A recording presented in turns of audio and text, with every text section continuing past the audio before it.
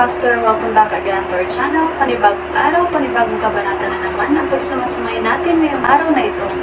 At kung bago ka sa ating channel, pag-click ang subscribe button and hit the notification bell para updated kayo sa ating mga susunod na videos.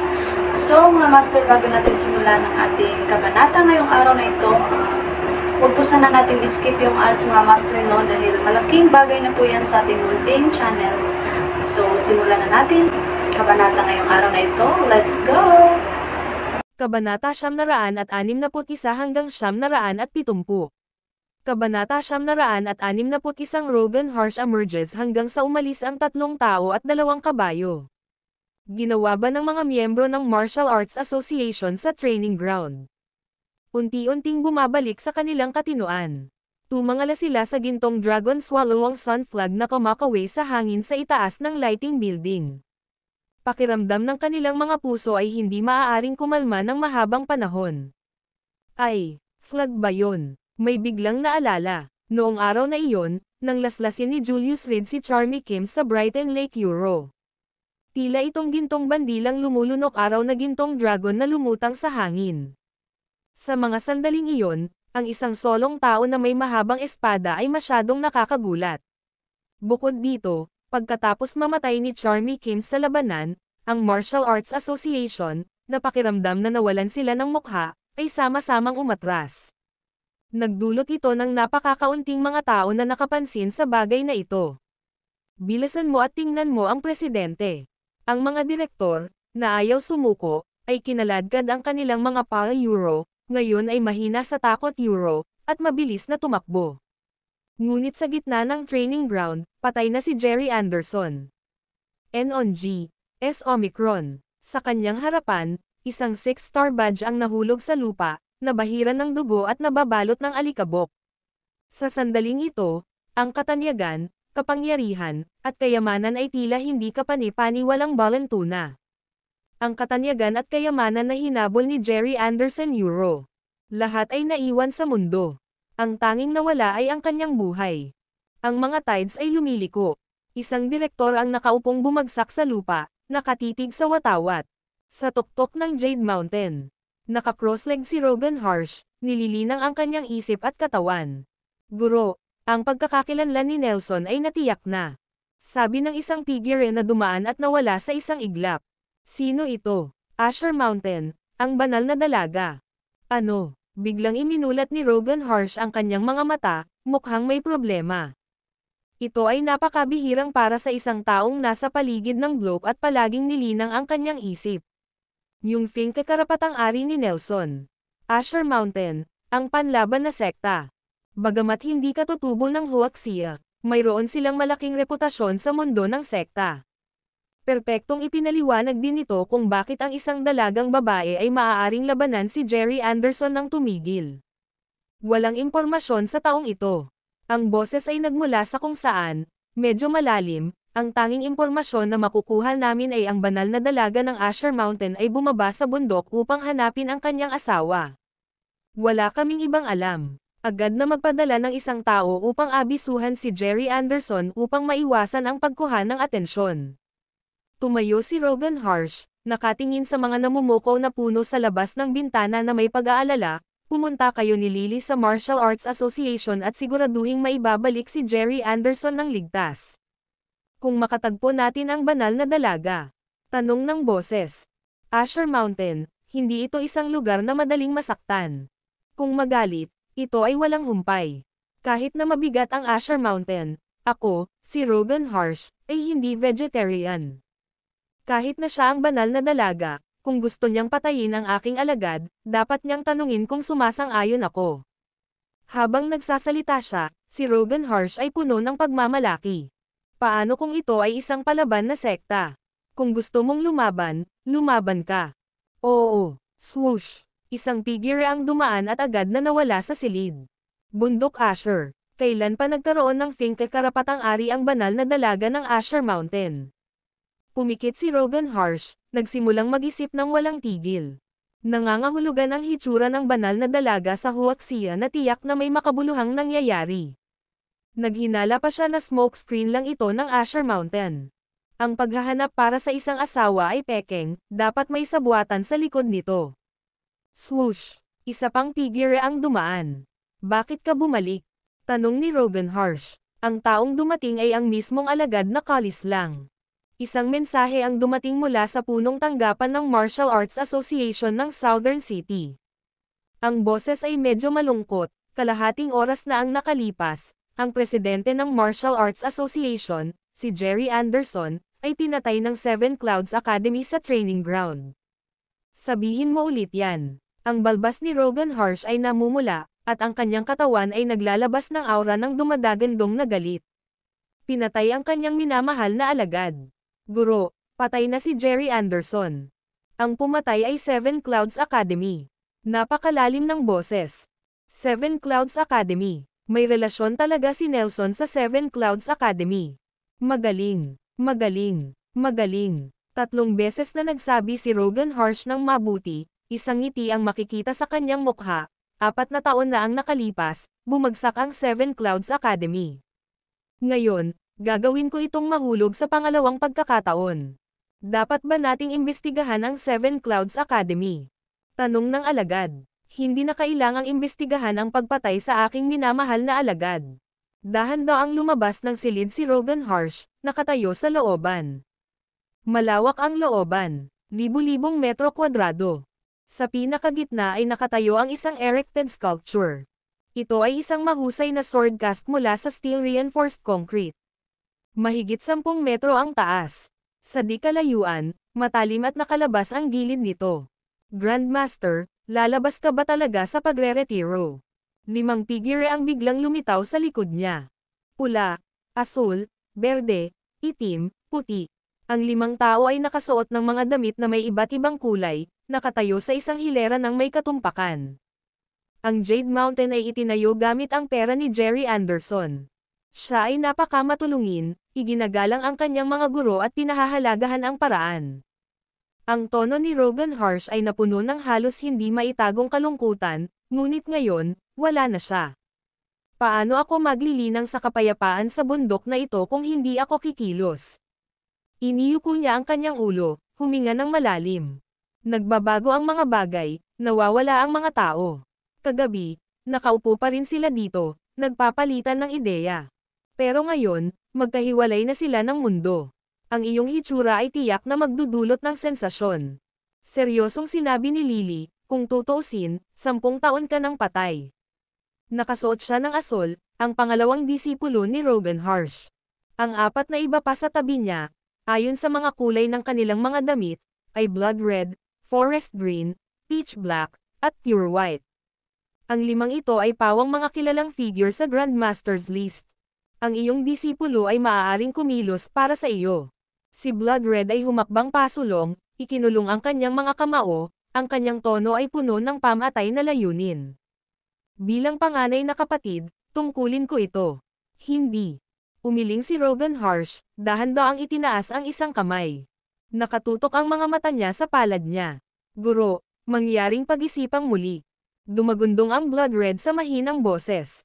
Mag-isip ka ng 3 beses. Nagtaas din ng boses ang 4 pang iba. Ang aking isip ay nabuo. Inangat ni Rogan harsh ang kanyang ulo, dahan-daang iniabot ang kanyang palad. Basag. Umalangaw-ngaw sa hangin ang tunog ng pagkabasag ng semento. Sa kalangitan, may bumangon na ulap ng alabok. Pagkatapos, nagsimulang pumutok ang matayog na longsword. Grandmaster. Sabay-sabay na sigaw ng 5. Bang! Ikanaway ni Rogan harsh ang kanyang manggas, at ang longsword ay nagkapira-piraso, sumasabog sa mga piraso. Ang isang ipo-ipo ay sumisipa habang ang alikabok ay tumaas, na nagwawalis ng buhangin at mga bato sa hangin. Nililipad ang ulap ng alikabok. Pagkatapos ay bumalik ang katahimikan. Isang longsword, kumikinang na may gintong liwanag, ang nakatayo sa gitna ng patio. 10 taon na ang nakalipas, alam ng buong mundo na patay na ang Grandmaster. Kung bababa ka mula sa bundok ngayon, you're a broken bar. Mamamatay ang mga pumipigil sa akin. Hinawakan ni Rogan harsh ang longsword sa kanyang kamay, ang kanyang ekspresyon ay kalmado. 10 taon na ang nakalilipas, na nahaharap sa tumataas na kapangyarihan ng Mad Dragon, napilitan ako sa isang sulok at kinailangang magpanggap na kamatayan. Pinaikit niya ang kanyang mga mata, nakangiti, pagkalipas ng 10 taon, personal kong sisirain ang Seven Clouds Academy. At ang Divine Dragon Tripod na kinuha sa akin, babawiin ko lahat. Pagkasabi nito, kinuha ni Rogan Harsh ang kanyang espada at bumaba mula sa bundok. Kuwait, sa urban area ng Nathaniel City, isang chain hotel. Nakahiga si Julius Reed sa kama, mapatla ang kanyang kutis. Tinitigan niya ang Dragon King ring sa kanyang kamay, nawalan ng pag-iisip. Sa Gonzales City na lumitaw ang misteryosong taong nakaitim at isinuot ang singsing sa kanyang daliri. Iyon ang naging dahilan upang mabawi ni Julius Reed ang kanyang alaala. Kahit na ang mga alaalang iyon ay pira-piraso. Matangkad na naalala niya ang matinding sensasyon ng electric shock na bumabaha sa utak niya nang hawakan niya ang singsing. Kakaiba ang pakiramdam na iyon. Kahit na ang singsing ay nagbigay sa kanya ng mga alaala at lakas. Malinaw na naramdaman ni Julius Reed na ang kanyang pagkatao ay naging kakaiba. At least, bihira siyang pumatay noong nakaraan. Lalo na noong duel nila ni Jerry Anderson, ito ang unang pagkakataon na hindi niya sinasadyang sugpuin ang kakaibang kapangyarihan sa loob ng ring. Habang ang kanyang mga kakayahan ay tumaas ng malaki, ang napakalaking layunin ng pagpatay ay naging bahagi ng kanyang dugo. Ito ay isang malapit na tawag. Isang buhok lang ang lapad. Maaaring magkalat sa mga bangkay ang buong Martial Arts Association. Ano ang mga sikreto mo pa rin? Napatingin si Julius Reed sa singsing sa kanyang kamay, dahan-daang ipinikit ang kanyang mga mata. Ang video na ito ay edited by Urban Storytelling. Kabanata 962, dumating si Shirley sa Beijing. Ang balita ng pagpatay kay Jerry Anderson ay parang lindol sa mundo ng martial arts. Sa loob ng 3 araw, 2 Grandmaster ng Martial Arts Association ang bumagsak. Nagulat ang mundo. Ang mas ikinatakot nila ay ang mamamatay tao ay konektado sa Seven Clouds Academy. NONO, si Omicron. Makakabawi kaya ang Panginoong nawala 4 na taon na ang nakakaraan? O maaaring may gumagamit ng katawan ng iba para buhayin ang sarili? Ang lahat ng uri ng balita ay kumalat sa buong mundo ng martial arts, na lumilikha ng malawakang gulat. Samantala, ang taong pinag-uusapan ay nakaupo sa waiting room sa Southern City Airport, nakatingin sa labas ng bintana. Tamang-tama ang sikat ng araw sa hapon, ngunit seryoso ang ekspresyon ni Julius Reed. Palagi niyang nararamdaman na parang may pares ng mata sa likuran niya. Walang humpay na nanonood. Pinagmamasdan ang bawat galaw niya. Ngayon, halos makatitiyak si Julius Reed na hindi nagkataon lamang ang kanyang hitsura sa Gonzales City 4 na taon na ang nakararaan. Sa likod ng lahat, may mga kamay na nag-o-orchestra sa lahat. Huminga siya ng malalim. Bigla niyang naramdaman na parang walang tao sa tabi niya na mapagkakatiwalaan niya.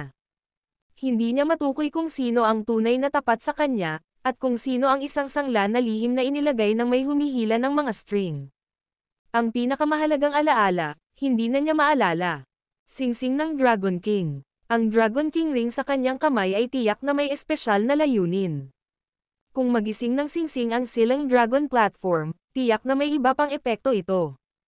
Gayunpaman, sa mga alaalang nabawi ni Reed, walang anuman tungkol sa Dragon King ring. Ang tila ordinaryong singsing ay nagtatago ng isang pagsasabwatan. Hindi niya ito maalis. Mula nang magsanib ang kanyang mga alaala, ang singsing ay nakadikit na sa kanyang daliri na para bang naroon iyon. Hindi niya ito maalis. Si Julius Reed ay tiyak na hindi gagawa ng isang bagay na kasing tanga ng pagputol ng kanyang daliri. Kung ang Dragon King ring ay orihinal na nasa kamay niya ngunit nawala sa loob ng 4 na taon, tiyak na maaalis ito. Hindi pa niya naiisip ang paraan. Ngunit ang aura ng pagpatay na ito, ang kapahamakan na ito. Lumalaki ng lalong matindi. Mad Dragon, okay ka lang ba? Napansin ni Templeton Lena ang abnormal na kalagayan ni Julius Reed at nagtanong sa mahinang boses. Kabilang sila sa iilan na nakakita sa totoong mukha ni Mad Dragon. Ayos lang ako, sagot ni Julius Reed na may malabong ngiti. Wala siyang hinala sa Seven Clouds Academy. Pagkatapos ng lahat, ang orihinal na layunin ng pagtatatag ng akademya ay upang hanapin ang nawawalang Divine Dragon Tripod. Ngunit pagkatapos ng 7 taon, wala silang nakita. Sa huli, siya ay naging biktima ng isang tokana sa DeMarco Mount na natalo sa Snowy Summit. Ang traidor mula sa taong iyon, anong posisyon ang hawak niya sa loob ng aking akademya? Tumingin si Julius Reed kay Vanessa Pine at nagtanong. Kahit na si Vanessa Pine ay isang babae, mayroon siyang malaking kapangyarihan sa loob ng Seven Clouds Academy. Siya ay may halos kumpletong kontrol sa lahat ng pangunahing institusyon. Lahat ng major at minor affairs ay dumaan sa kanyang mga kamay. Ang sinaunang tome na may bahid ng dugo na pilit na sinubukang ilabas ng akademya ay isa sa mga pangunahing dokumentong pinangangasiwaan ni Vanessa Pine. Hindi lamang siya namumukod tangi sa pamamahala, ang kanyang mga kakayahan ay parehong malakas. Kasama ni Templeton Lena, nakilala sila bilang unmatched pair. Ang internal personnel management ng akademya ay nasa ilalim din ng direksyon ni Vanessa Pine. Ang taksil na si Rainer Ellsworth ang pangalawa sa utos ng akademya. Ang isa sa mga miyembro ng kanyang koponan, si Devlin, ay isang bagong mukha. Pagkatapos ng ilang sandali ng pag-iisip, tumanggo si Vanessa Pine at sinabing, ang natitirang bahagi ng koponan ay tapat lahat kay Rainer Ellsworth. Ang operasyong iyon ay personal mong inayos, at hindi ako na-inform tungkol dito. At pagkatapos, lahat sila ay nagtaksil sa akin. Isang mapait na ngiti ang pinakawalan ni Julius Reed. Wala siyang alaala dito, at walang naitala tungkol dito sa sinaunang tomo. Pagkatapos mong mawala, iba't ibang kapangyarihan ang nag-agawan para salakayin ang Seven Clouds Academy. Si Rainer Ellsworth ay agad na naging taksil, ngunit ang kanyang nasasakupan na si Devlin ay biglang nawala. Nang magsalita si Vanessa Pine tungkol kay Rainer Ellsworth, malinaw na puno ng puot ang kanyang tono. Devlin. Napasandal si Julius Reed sa kanyang upuan, malalim ang iniisip. Ano nga ba ang balak nilang gawin nang umalis sila sa Seven Clouds Academy? At bakit nagpakita si Devlin kasama si Lola Zaihua? Unti-unting lumabo ang paglubog ng araw. Bilang isang eroplano ay malumanay na umakyat sa paliparan ng Nathaniel City. Isang matandang lalaki na may dalang longsword ang huli. Nang makitang mawala sa langit ang eroplano, umiling siya at tumalikod para umalis. Kasabay nito, sa kabisera ng lungsod, isang eroplano ang dahan-daang bumaba. Nakasakay ang isang matandang lalaki na may longsword sa likod. Ito ay kakaiba, dahil ang mga ganitong uri ng mga kontroladong kutsilyo ay hindi pinapayagan sa mga eroplano. Ngunit ang matanda ay tahasang dinadala ito sa kanyang likod. Parada sa mga lansangan. Excuse me sir, please stop.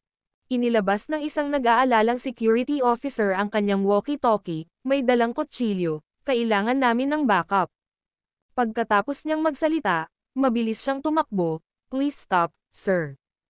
Oh. Huminto ang matanda at nakangiting tumingin sa security guard, maaari ba akong magtanong, ano ang tila problema? Sir, ibaba mo na ang longsword na dala mo, salamat sa iyong kooperasyon. Kinabahan ng husto ang security guard. Hindi niya maintindihan kung paano dinala ang ganoong bagay sa eroplano. Wala bang nakapansin noon? Binata, lahat ng bagay ay nagmumula sa isip. Natatawang sabi ng matanda, na itinuro ang sarili. Tulad ko, idinilat mo ang iyong mga mata at malinaw na nakikita mo. Ako, wala. Dahil doon, nagsimulang lumabo ang figure ng matanda at pagkatapos ay nawala siya. Ano bang nangyayari? Saan siya nagpunta? Kinusat-kusot ng security guard ang kanyang mga mata, wala siyang nakitang bakas ng sinuman. Isa ba itong dahil sa kanyang paningin? Lumingon siya para tingnan, pero nasaan ang figure ng matanda? Anong nangyayari? Maya-maya lang ay mabilis na dumating ang mga kasamahan niyang security officer, dala-dala ang kani-kanilang gamit. Nasaan siya? Ngunit walang mahanap. Ako, nandito siya, nakita ko siya ng sarili kong mga mata. Napakamot sa ulo ang security guard, hindi maintindihan ang nangyari. Buddy, lasing ka na siguro. Mamaya, uminom ng tonic para sa kidney, para palakasin ang iyong kalusugan. Walang magawa ang isang kasamahan. Imposible. Huminga ng malalim ang security guard. Talaga bang mahina ang kanyang kidney? Nagdudulot ng pagkahilo at panlalabo ng paningin. Pero wala man lang siyang girlfriend. Noon lang. Biglang sumulpat ang matanda sa pasukan. Lumingon siya at bahagyang ngumiti sa security guard. Pumalakpak. Ikaw. Bumagsak ang security guard sa sahig, itinuro ang pasukan na parang nakakita ng multo, ngunit hindi makapagsalita. Ninjutsu, East Asian Ninjutsu, ang sikat na secret technique ni Shirley. Ang kabisera ay talagang abala. Tumangala ang matanda sa langit, dahan-daang ibinuka ang kanyang mga kamay. Sa ilalim ng takip ng deep cold, nakipaglaban siya sa lahat ng paraan at sa wakas ay nakarating sa kabisera. Susunod, pupunta siya sa mansyon ng pamilya Carmichael. Assassination, pagnanakaw ng kayamanan. Kuwit, Eli Hierro, nakita mo ba ang mukha ni Lawrence Collar ngayon? Sa front gate ng pamilya Carmichael. Bumaba si Beckett Carmichael sa isang itim na sedan at nakangiting sinabi, sa libing ni Daryl Huntington, si Lawrence Collar ay mukhang mas nalungkot kaysa kung siya ang namatay. Kagagaling lang nila sa Huntington family. Ngayon ang araw ng prosesyon ng libing ni Daryl Huntington. Ang mga piling tao ng kabisera at ang mga kaibigan at pamilya ng pamilyang Huntington ay nagtipon lahat sa looban. Upang mag-alay ng pakikiramay, bilang isang kilalang figure ng kabisera, natural na kailangang dumalo si Beckett Carmichael. Kinakatawan niya ang kalooban ni Julius Reed. Nang makipagkamay si Anson Huntington at makipagpalitan ng kasiyahan, ang mga mukha ng mga piling tao ay naging berde sa inggit. Ito ay nagpapahiwatig na ang pagkamatay ni Daryl Huntington ay malayo sa simple. At ang mga pangunahing puwersa na pumipigil kay Julius Reed ay maaaring kumalas na. Kung ang mga pamilyang Huntington at Carmichael ay bumuo ng isang alyansa, ang unang maaapektuhan ay ang Collar family. Mas gugustuhin ni Lawrence na mamatay na lang. Nakangitiring tugon ni Eli Hierro. Punta ka sa airport, kakababa ko lang kay Mr. Reed. Darating siya sa loob ng isang oras. Napatingin si Beckett Carmichael sa kanyang relo bago nagturo. Naiintindihan. Bang! Isinara ni Eli Hierro ang pinto ng kotse at mabilis na umalis. Sino nandyan? Itinaas ni Beckett Carmichael ang kanyang ulo, nagbabalak na pumasok sa loob, nang makita niya ang isang matanda na nakatayo sa kanyang harapan. Siya ay likas na umatras. Isang kaaway. Swish! Isang malamig na kislap ang dumaan. Lahat ng mga gwardya ng pamilya Carmichael ay nakahiga sa lupa. Isang espada sa lalamunan. Ang video na ito ay edited by Urban Storytelling. Kabanata 963, Villa Battle, Ikaw. Hindi ako mahilig mag-aksaya ng mga salita. Pinutol ni Shirley ang mga salita ni Beckett Carmichael, 2 choices. Ang una, naging bangkay katulad nila. Pangalawa, ihatid mo ako sa loob. Ito ay hindi maginhawa upang gumana sa kabisera. Pumunta siya rito para patayin si Julius Reed at kunin ang Divine Dragon Tripod. Kapag nagtagumpay siya, mawawala agad siya. Ang Wilson Pavilion ay puno ng mga eksperto mula sa Timog. Kung nalaman nila ang tungkol sa pagkamatay ni Julius Reed, maghihiganti sila sa lahat ng paraan. Ang taong walang kasalanan ay hindi dapat sisihin, ngunit ang nagdadala ng kayamanan ay nag-aanyaya ng kabuluhan. Sa oras na iyon, higit pa sa Wilson Pavilion ang kailangang harapin ni Shirley. At ang hindi mabilang na iba pa na nagnasa sa Divine Dragon Tripod. Isang kataas-taasang kayamanan. Ang mismong bagay na ito ay minsan nang nagdulot ng bagyo sa buong lungsod. Ang buong mundo ng militar ay nahulog sa kabuluhan. Dapat niyang makuha ito ng mabilis at lunukan ang mainit na patatas. Pumunta ka sa impyerno, matandang tanga. Bakit ka, sa iyong edad, ay gumagawa ng isang bagay na kasuklam-suklam gaya ng pagpatay at pandarambong sa halip na anumang disente? Kung mapipilitang pumili sa pagitan niya at ng asawa ni Julius Reed, mas gugustuhin ni Beckett Carmichael na mamatay kaysa ipagkanulo ang sarili niya. Ngayon, na may mahabang espada sa kanyang leeg, sumabog siya ng tuluyan. Halika na, patayin mo ako, anak ng aso, gawin mo. Asahan mong manggando na siya. Imposible. Mas gusto ni Beckett Carmichael ang kamatayan. Ang mga ninuno ng pamilyang Carmichael ay may turo, hindi dapat maging walang utang na loob o ipagkanulo ang mga benefactor. Maaari siyang mamatay, at kahit nasa presensya ng kanyang mga ninuno, kaya niyang tumayo ng mataas na nakalabas ang kanyang dibdib. Bukod dito, tiyak na ipaghihiganti siya ni Julius Reed. Sobrang gusto ko iyon. Bahagyang natigilan si Shirley at pagkatapos ay sinuot ang mahabang espada ng nakangiti. Sa mundo ngayon, bihira na ang makakita ng taong may ganoong pakiramdam ng karangalan. Napatay niya ang hindi mabilang na mga tao, at sa ilalim ng kanyang espada ay nakahiga ang libu-libong nawawalang kaluluwa. Sa harap ng kamatayan, tunay na makikita ang kalikasan ng tao. Nasaksihan ang kadiliman ng sangkatauhan, medyo nag-aatubili si Shirley na patayin si Beckett Carmichael. Hindi mo kailangang manguna, ayos lang. Snap. Tinapik ni Shirley ang isang daliri sa lalamunan ni Beckett Carmichael, hinawakan ang kanyang leeg, at dahan-daang naglakad patungo sa pintuan ng pamilya Carmichael. Woo! Sinubukan ni Beckett Carmichael na magsalita, ngunit hindi niya magawa. Parang may nabara ang lalamunan niya. Hindi ko kailangan na magsalita ka, kaya ko nang maayos. Basag. Tumama ang espada ni Shirley. Nahati ang malaking pinto at bumagsak sa lupa. Ang marahas na ingay ay agad na umakit sa mga bodyguard ng pamilya Carmichael. Nandito ako para patayin si Julius Reed, wala itong kinalaman sa iyo. Tumayo si Shirley sa likod ni Beckett Carmichael, malamig na pinapanood ang mga bodyguard na iyon, maghiwa-hiwalay kaagad. Woo! Tila may napagtanto si Beckett Carmichael at nagsimulang magpumiglas ng galit na galit. Mula sa kanyang bibig ay lumabas ang mga pidgel na sigaw.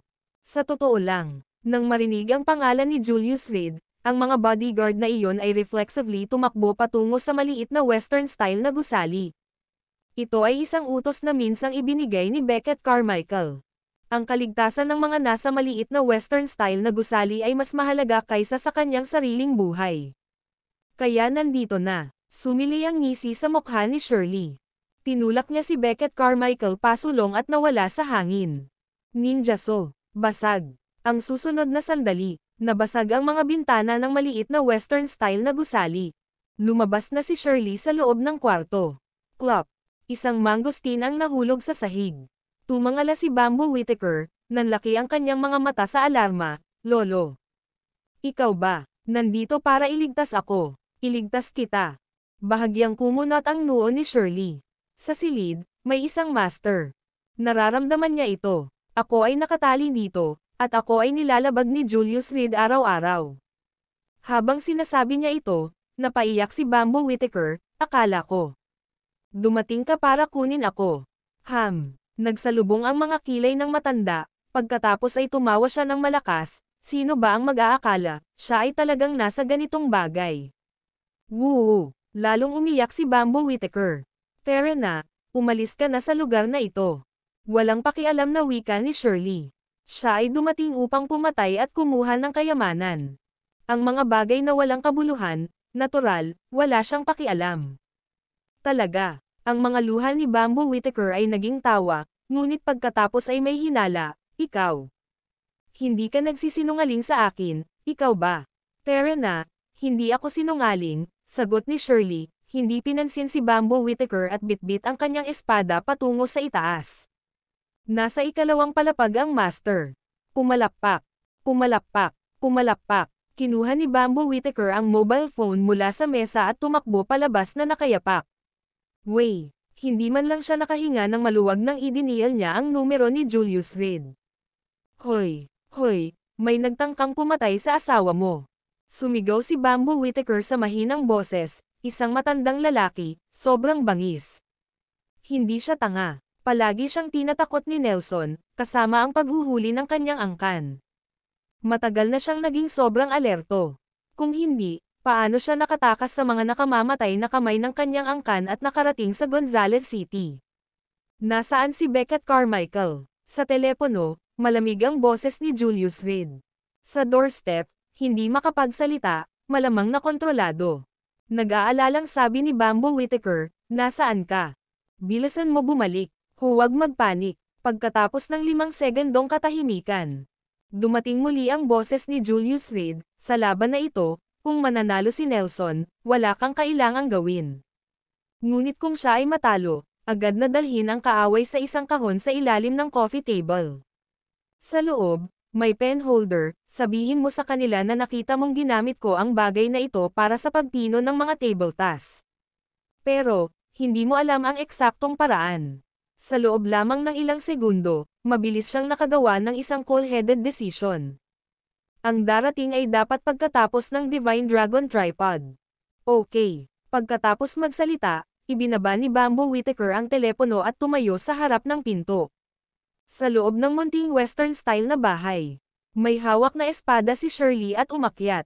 Whoosh! Isang mahabang espada ang itinulak sa hangin. Klang! Klang! Dalawang kislap ng liwanag ang dumaan, at napaatras si Shirley, nakatingin sa babaeng nasa harapan niya. Hindi Julius Reed. Hindi niya inaasahan na may isa pang amo sa bahay. At isang babae doon. Sino ka? Hinawakan ni Nelson ang longsword, malamig na nagtanong. Pagkatapos ng pakikipaglaban kay Jerry Anderson, ang kanyang sigla ay lubhang nasira, at ang kanyang lakas ay malubhang napinsala. Ngayon, nakatayo na wala pang 3 metro ang layo, kitang-kita ni Nelson ang nakakatakot na presensya ng taong nasa harapan niya. Talagang, isang master. Nasaan si Julius Reed? Walang pakialam na tanong ni Shirley, ilabas ang Divine Dragon Tripod, at ililigtas ko ang iyong buhay. Ha? Sino ka sa tingin mo? Mabangis na itinulak ni Nelson ang kanyang espada. Klang! Klang! Basag! Isang strike, at ang hagdanan ay direktang nahati sa dalawa. Kung gusto mong makita si Julius Reed, lagpasan mo muna ako. Kahit na may malubhang pinsala, si Nelson ay hindi nagpakita ng tanda ng pag-urong. Anong nangyayari? Maya-maya, biglang lumabas ng kwarto si Keller Radcliffe, na kanina pa nag-iidlip sa hapon. Bumalik ka! Mahinang sigaw ni Nelson. Swoosh! Matapos ang saglit na pag-freeze, mabilis na isinara ni Keller Radcliffe ang pinto at ini-bolt ito. Dahil wala si Julius Reed dito, kukunin ko ang kanyang asawa bilang collateral. Naningkit ang mga mata ni Shirley, at nawala siya sa isang iglap. Boom! Sa sumunod na sandali, nabasag ang pinto. Lumabas si Shirley nang walang babala sa harap ni Keller Radcliffe. Bago dumating, hinanap niya ang impormasyon ni Julius Reed. Nakita ang mga larawan ni Keller Radcliffe. Kung ang tao ay wala dito, kung gayon ang pagkuha ng Keller Radcliffe ay magagawa. Whoosh! Mabilis na sumunod si Nelson, mabilis na hamampaz. Ang banal na dalaga ng Asher Mountain, kahit nasugatan, ay nagtataglay ng nakakatakot na lakas. Habang tumutunog ang mga espada, tila may naramdaman si Shirley. Marahas siyang hamampaz, 3 darts na diretsyong lumilipad patungo sa Keller Radcliffe. Kung tamaan sila, tiyak ang kamatayan. Pinaikit ni Nelson ang kanyang mga mata, pagkatapos ng maikling pag-aalinlangan, ay lumundag. Klang! Klang! Klang! NONC Omicron, S Omicron. 3 kislap ng liwanag. Natambo ng kanyang espada ang mga pana. Swoosh! Pero isang malakas na suntok ang tumama sa balikat niya. Sa isang direktang paghaharap, maaaring hindi natalo si Nelson. Ngunit pinilit siya ni Shirley na magambala sa pamamagitan ng direktang pag-atake kay Keller Radcliffe. Kasuklam-suklam, ngunit epektibo. Sa welga na ito, masakit na bumagsak si Nelson sa lupa. Sorry, kaya lang kitang patayin. Sa susunod na sandali, ang mahabang espada ay nasa kanyang lalamunan. Huwag mo siyang patayin. Sumugod si Keller Radcliffe. Ako ang asawa ni Julius Reed, lumapit ka sa akin. Walang nagmamadali, isang matamis na ngiti ang ibinigay ni Shirley. Lolo, baka nakita ko na ang hinahanap mo. Saktong sisalukan na niya ang espada, bumungad sa pinto si Bamboo Whittaker, na tumakas kanina. P.S. Magandang gabi. Uuwi na ako sa aking bayan bukas. Happy Labor Day sa lahat. Magaling si author, mag-a-update pa. Ang pangkalahatang mga update para sa Abril ay subpar, ganun din ako Alisa. Ang video na ito ay edited by Herban Storytelling. Kabanata 964, The Bad Guy's Treasure, hindi ka tumakas. Huminto ang espada ni Shirley wala pang 10 sentimetro mula sa lalamunan ni Nelson. Inangat niya ang kanyang ulo, tumingin kay Bamboo Whittaker, nakakaalis lang, at bahagyang nakasimangot.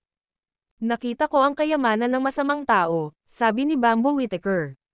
Bagamat ang katawan ni Bamboo Whittaker ay nanginginig, sinubukan pa rin niyang pigilan ang kanyang takot, mahinang nagsalita, napakabait sa akin ng kapatid na ito. Kung matutulungan kitang mahanap ang kayamanan, hahayaan mo ba siya? Nanatiling tahimik si Nelson. Alam niya na maaaring ito ang intensyon ni Julius Reed. Malamang na humingi ng tulong si Bamboo Whittaker pagkatapos umalis at bumalik. Oh, alam mo ba kung ano ang hinahanap ko? Sa halip ay naging interesado si Shirley. Ang layunin niya sa pagpunta dito ay talagang pumatay at mangagaw ng mga kayamanan. Hindi siya natatakot sa isang direktang paghaharap kay Julius Reed. O sa halip, inaabangan niya ang paghaharap. Siyempre naman. Buong pagmamalaking sinabi ni Bamboo Whittaker, ang masamang tao ay mayroon lamang isang kayamanan, at dahil dumating ka, dapat ay para sa bagay na iyon. Pagkasabi nun, napasquat siya at nakipagsiksikan sa ilalim ng coffee table. Mas mabuting huwag kang magsinungaling sa akin, kung hindi, papatayin ni Lolo ang lahat ng naririto, pati ikaw, babala ni Shirley habang sinasaklab ang kanyang mahabang espada at naupo sa sofa. Nelson, okay ka lang ba? Nang samantalahin ang pagkakataon, nagmamadaling tinulungan ni Keller Radcliffe si Nelson na tumayo, na may nakasulat na guilt sa buong mukha niya. Alam niya na kung hindi lang naisip ni Nelson na iligtas siya, tiyak na hindi siya masasaktan. Menor de edad na pinsala, sanay na ako, sabi ni Nelson, na pilit na ngumiti. Napakasakit noon. Kung ito ay isang ordinaryong tao, ang hampas ng palad na iyon ay walang alinlangan na nakamamatay. Gayunpaman, si Nelson ay nagkaroon ng mga nakaraang pinsala, at ngayon sa suntok na iyon, ang kanyang katawan ay lubhang mahina.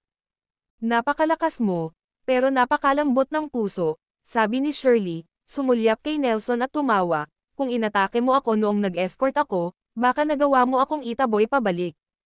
Iyon na lang sana ang pagkakataon mo para manig. Kung hindi ako nasaktan, baka wala ka ng pagkakataon. Sumagot si Nelson, hawak ang kanyang espada gamit ang isang kamay, puno ng pagmamataas ang kanyang tono. Kahit na ngayon ay natalo na siya, kung may pagkakataon, o kung talagang sinadya ni Shirley na maghatid ng isang nakamamatay na suntok. Hindi niya iisipin ang kapwa pagkawasak. Sa diksyonaryo ng isang Asher Mountain na tao, ang pagsuko ay hindi umiral. Patayin, o patayin. Iyon lang. Girl, limitado lang ang oras ko, may 3 minuto ka, sabi ni Shirley, hindi nakipagtalo kay Nelson ngunit sa halip ay tinoon ang pansin kay Bamboo Whittaker, huwag mo nang ipabunot kay Lolo ang kanyang espada sa pangalawang pagkakataon.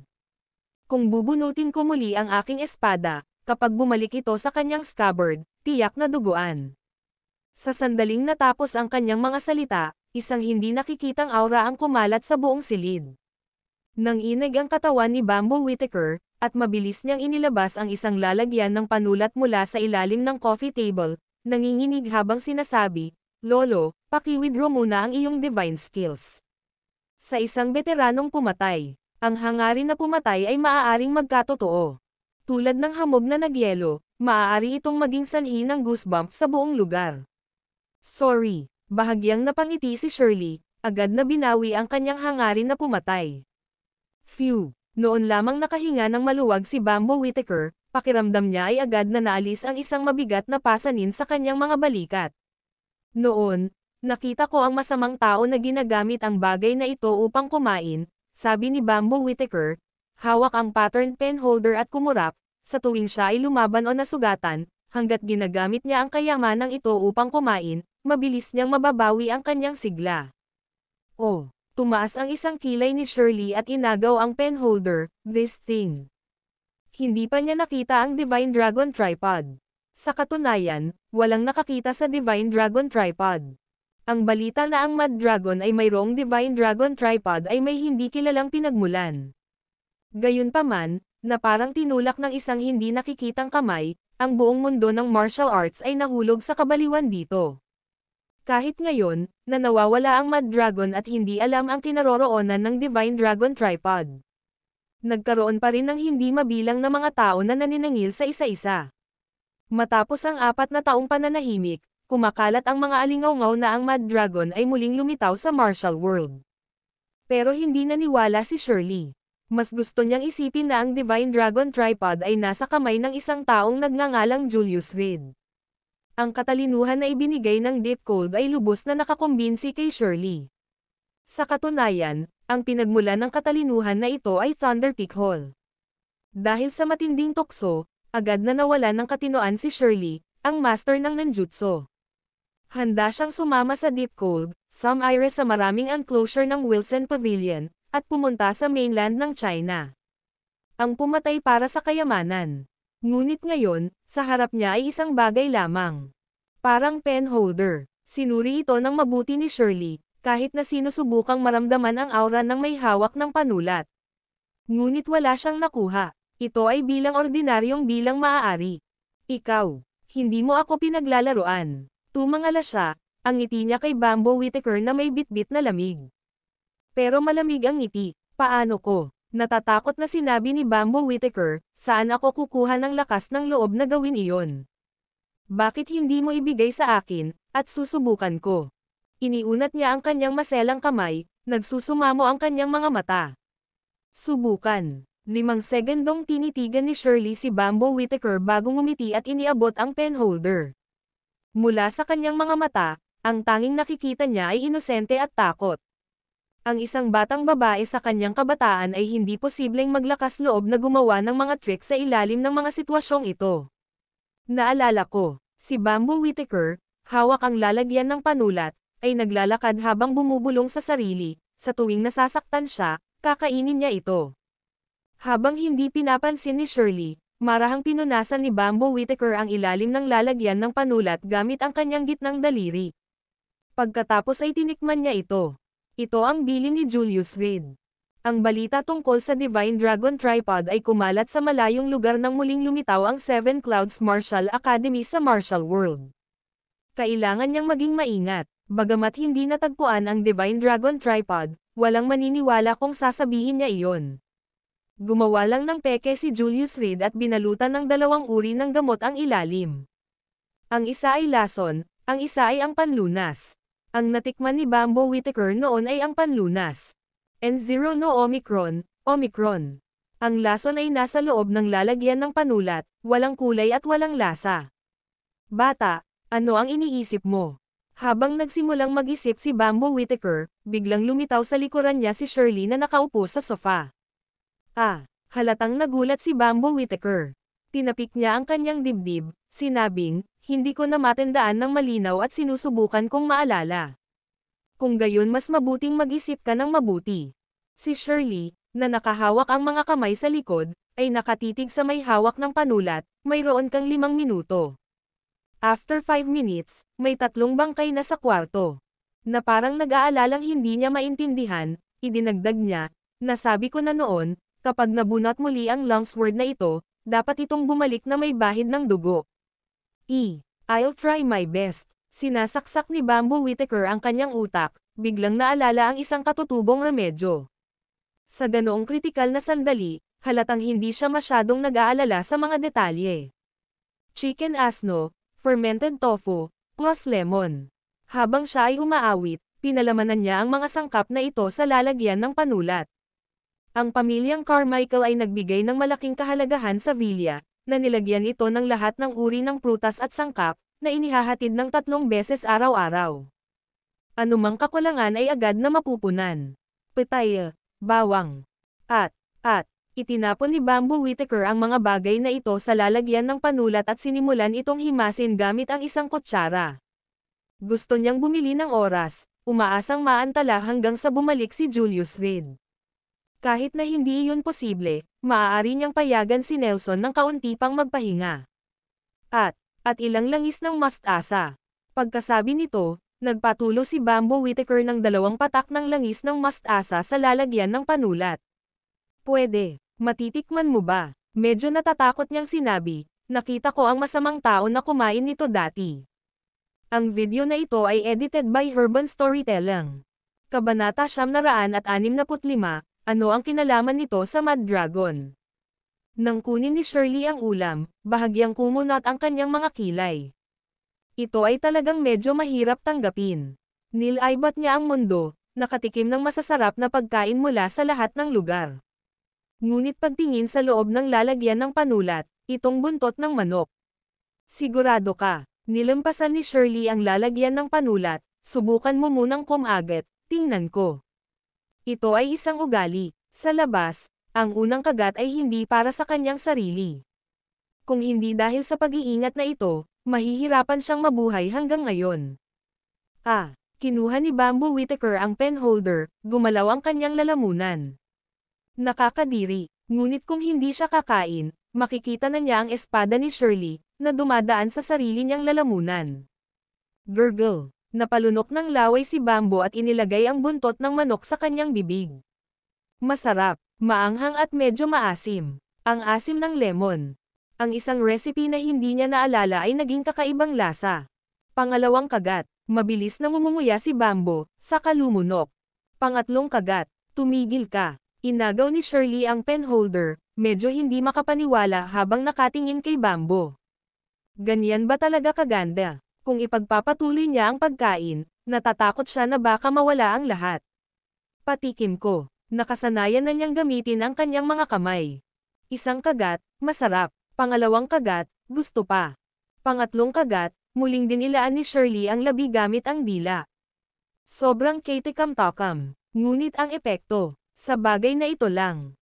Kapaki-pakinabang. Hindi mo ako niloloko, pasigan niyang tanong. Talagang hindi. Itinaas ni Bambo ang isang kamay, kung magsisinungaling ako. Maghintay. Hinawakan ni Shirley ang lalagyan ng panulat sa isang kamay, at inilagay ang isa sa kanyang noo. Medyo nahihilo. Parang unti-unting nauubos ang lakas sa katawan niya. Lumabi ka. Sa sandaling iyon, mahinang sumigaw si Nelson, at ang kanyang mahabang espada ay tumusok sa hangin. Mabilis na yumoko si Bambo, ilang hibla ng kanyang buhok ang ginupit ng matalas na enerhiya ng espada. Klang! Sa isang kisap mata, mabilis na binunot ni Shirley ang kanyang espada, nakipagsagupaan kay Nelson. Kahit na naapektuhan siya ng absolute dust, sumabog pa rin siya ng may kamanghamanghang lakas. Pagkatapos ng tatlong espada, nanginig ang katawan ni Shirley. Umalis na kayo. Namutla ang mukha ni Nelson, sumigaw ng malakas, umalis ka rito. Kung pupunta tayo, sabay tayo. Matigas na sinabi ni Bambo, hindi ako aalis. Pumunta ka. Tumakbo si Kella Radcliffe, hinawakan si Bambo, huwag kang maging pabigat sa kanya.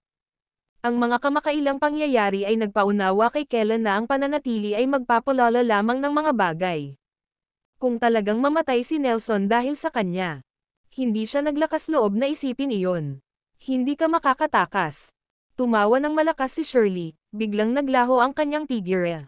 Ninjutsu. Nagulat si Nelson sa kanyang puso. East Asian Ninjutsu. Mukhang nahulaan na niya kung sino ang ibang tao. Shirley. Malakas na sigaw ni Nelson, nanginginig ang longsword niya. Slash. Sa hangin, isang malamig na kinang ang biglang lumitaw. Klang. Susunod na sandali, sagot ni Shirley na may espada, ang kanyang figure ay lumilitaw sa likod ni Kella at Bambo. Alam mo ang pangalan ko. Medyo nagulat siya, sino ka? Asher Mountain, Nelson. Whoosh. Dumating ang espada, dumating ang tao. Ang santo. Klang. Klang. Nagbanggaan ang mga blades, isang kislap ng pagkagulat sa mga mata ni Shirley, sa hindi inaasahan, may karangalan akong makipag-sword sa Saintes ng Asher Mountain. Ngunit ikaw ay nasugatan, ang tagumpay ay hindi magiging marangal para sa akin. Kumalabog. Bumagsak ang mahabang espada ni Nelson sa lupa, isang malaking dami ng sariwang dugo ang tumutulo mula sa kanyang bibig. Hindi pa siya ganap na naka-recover sa pakikipaglaban nila ni Jerry Anderson. Ang suntok na ngayon lang ay nakagambala sa chi sa kanyang katawan. Pagkatapos ng tatlong hampas, nasa dulo na siya ng kanyang lubad. Narinig ko na ang mga tao mula sa Asher Mountain ay mas gugustuhin pang mamatay ng nakatayo kaysa mabuhay na nakaluhod. May bakas ng panunuya sa kanyang mga mata, huminga ng malalim si Shirley, umupo sa harap ni Nelson, at nagsimulang mag-detoxify. Malakas ang absolute dust, halos imposibleng labanan kahit na para sa isang grandmaster. Ngunit si Shirley ay isang master ng ninjutsu. Kabisado niya ang ninjutsu, na nagbigay daan sa kanya na maglabas ng lason sa kanyang katawan sa pamamagitan ng kanyang hininga. Gayunpaman, kahit na ganoon, ang absolute dust ay nagdulot pa rin ng matinding sakit kay Shirley. Whoosh! And on G0, S0. Isang puting hamog na nagyelo ang lumabas sa bibig ni Shirley at pagkatapos ay nawala. Bata, napakalakas ng gamot mo. Kinuha niya ang kanyang espada, at bagamat gumaling na ang kanyang katawan, nakaramdam pa rin siya ng kirot. Gayunpaman, ito ay hindi mahalaga ngayon. Dare to trick me, papatayin mo na kita, sabi niya. Inilabas niya ang kanyang mahabang espada, itinutok ito sa lalamunan ni Bambo Whittaker, naaalala mo ba ang aking mga salita? Kung ang espada ay bunot, Dapat itong kumukuha ng dugo bago bumalik. Tumigil ka. Si Keller Radcliffe ay bumangon mula sa lupa sa pangalawang pagkakataon. Puno ng sariwang dugo ang pangitaas niyang damit, at pasuray-suray pa rin siya habang naglalakad. Gayunpaman, pinili niyang kunin ang mahabang espada at humakbang palapit. Bakit mag-abala? Umiling si Shirley, medyo nanghihinayang sinabi, kung hindi ka lang nasaktan, malamang hindi ka natalo sa akin ngayon. Narinig niya ang tungkol sa santo ng Asher Mountain. Talento man o kakayahan, isa siya sa pinakamagaling sa Asher Mountain. Ngunit ngayon, maaari lamang niyang alisin ang isang kababalaghan. Hanggat nananatiling walang kamalayan ang Asher Mountain, maaaring mahulog ang account na ito sa ulo ni Julius Reed. Pagkatapos ng lahat, maaaring walang nakaligtas sa silid. Hindi pa ako patay. Itinaas ni Keller Radcliffe ang kanyang longsword at mabilis na naglazlaz. Klang! Casual na pinunasan ni Shirley ang kanyang espada, pinatumba ang kanyang espada. Continue, sabi niya sabay tawa. Hiss! Ibinuka ni Keller Radcliffe ang kanyang bibig habang tumutulo ang dugo sa lupa. Ngunit nagdikit ang kanyang mga ngipin at muling tumingkayad para kunin ang kanyang longsword. Isang hakbang, dalawang hakbang. Sa pangatlong hakbang, nanghina ang kanyang mga galaw. Klang! Muling ibinagsak ni Shirley ang kanyang espada. Thud! Dahil sa malakas na puwersa ay bumagsak si Keller Radcliffe sa lupa, humihingal. Halika! Gusto kong makita kung ang Asher Mountain bones mo o ang espada ko ang mas matigas. Si Shirley, na parang pas ang naglalaro ng daga, ay itinutok ang kanyang espada kay Keller Radcliffe at sinabing may mahinang ngiti, huwag mong hiyain ang iyong Asher Mountain. Hey! Pumikit si Keller Radcliffe, naubos lahat ng lakas niya para tumayo. Mga taga-Asher Mountain, ang mga sugat ay maaari lamang sa harap. Ibinuka niya ang kanyang mga kamay, ngumiti ng mahina, hindi ko na kayang iyangat ang espada. Dahil wala na akong lakas. So, nagpa siya kang humingi ng awa. Umiling si Shirley, medyo nadismaya ako. Hindi. Umiling si Keller Radcliffe, ang mga tao sa Asher Mountain ay hindi kailanman humingi ng awa. Kung gayon ano ang gusto mo? Bagamat nag-aatubili si Shirley na aminin ito, si Keller Radcliffe talaga ang pinakakagalang-galang na kalaban na nakatagpo niya. Mahinahong humaharap sa kamatayan na walang pahiwatig ng pagkapit. Para subukan kung kaya kitang patayin sa huling pagkakataon. Biglang napangiti si Keller Radcliffe. Swish! Ang susunod na sandali. Naglabas siya ng makamandag na karayom mula sa kanyang bibig. Klang! Naglazlas si Shirley gamit ang kanyang espada. Maglakas loob na magplano laban sa akin. Push! Ngunit nahati sa dalawa ang lasong karayom, na tumama sa kanyang balikat. Mamatay. Bumilis ang tibok ng puso ni Shirley, hindi niya inaasahan na si Keller Radcliffe pa rin ang may pandaraya. Tinulak niya ang kanyang mahabang espada. Pumikit si Keller Radcliffe. Wala na siyang lakas. Buzz. Ngunit sa sandaling iyon, isang malakas na ingay ang nagmula sa kanilang mga ulo. Anong nangyayari? Itinigil ni Shirley ang kanyang espada, nakatingin sa kisame. Boom! Makalipas ang 3 segundo. Isang figure ang bumasag sa kisame, diretsyong dumapo sa sala ng mansyon. Ang hangin ay puno ng alikabok. Julius Reed. Bumilis ang tibok ng puso ni Shirley. Medyo masikip ang daan, kaya diretsyo akong bumalik sakay ng helicopter. Kung sumakay ako ng bus, baka isipin ng mga tao na peke ang Rolex ko. Sinulyapan ni Julius Reed sina Keller Radcliffe at Bambo Whittaker, nakasimangot, at naglakad papunta kay Keller Radcliffe. Silly girl, huminga siya ng malalim. Oh, mga lalaki. Thud. Hindi na nakahawak si Keller Radcliffe, pumikit, at bumagsak sa mga bisig ni Julius Reed. Sino ka? Para saan ka nandito? Matapos ilagay si Keller Radcliffe sa sofa at pakainin ng tableta, tumangala si Julius Reed kay Shirley. Julius Reed, ibigay ang Divine Dragon Tripod. Itinaas ni Shirley ang kanyang espada, dahan daw ang binunot ang laso na karayom, kung hindi, mamamatay kayong lahat. Ano ang negosyo mo kay Julius Reed, at bakit ako isasama, ang Mad Dragon? Inilabas ni Julius Reed ang maskara ng gintong dragon gamit ang kaliwang kamay at isinuot iyon. Sa kanyang kanang kamay, hawak niya ang Grand Jolan Night Sword. Ang video na ito ay edited by Urban Storytelling. Kabanata 966, iniinsulto mo ba ako? Baliw. Mad Dragon. Nanlaki ang mga mata ni Shirley sa hindi makapaniwala habang nakatitig kay Julius Reed. Mad Dragon ka ba? Hindi. Bago pa siya makasagot, mamulong siya sa sarili. Patay na ang Mad Dragon, itigil mo na ang pagpapanggap dito. Bang! Tinampol niya ang sariling balikat. Maraming itim na dugo ang umagos mula sa sugat. Ito ay ang lason mula sa mga pilak na karayom ni Nelson. Sa ngayon, pinilit na ni Shirley na ilabas ito. Julius Reed, ibigay ang Divine Dragon Tripod. Hinugot niya ang isang lalagyan ng panulat mula sa kanyang dibdib at dinurog iyon. Peke, sinabi ko na, ako si Mad Dragon. Walang pakialam na nagsalita si Julius Reed, habang bahagyang pinipitik ang kanyang gintong mahabang espada gamit ang kanyang daliri. Kung ayaw mong maniwala, wala akong magagawa. Sinabi ko lang sa tatlong babaeng ito. Hinawakan ni Shirley ang kanyang espada gamit ang dalawang kamay, nanginginig ang kanyang hangarin sa pagpatay. Kapag nabunot ang aking espada, dapat itong bumalik na may bahid ng dugo. Ganun ba? Itinuro ni Julius Reed ang kaluban sa kanyang baywang, hindi iyon patas, total na bunot ang espada ko bago ako dumating dito. Kung gayon, ano ang ibig mong sabihin? Bahagyang nagsalubong ang mga kilay ni Shirley. Ibalik mo ang iyong espada sa kaluban nito. Itinuro ni Julius Reed ang longsword sa kanyang kamay, dahil dapat itong magbuhos ng dugo kapag nabunutin, tila ibigay ko man o hindi ang Divine Dragon Tripod, tiyak na mapapahamak ako sa alinmang paraan. Klang! Bumalik sa kaluban ang mahabang espada ni Shirley.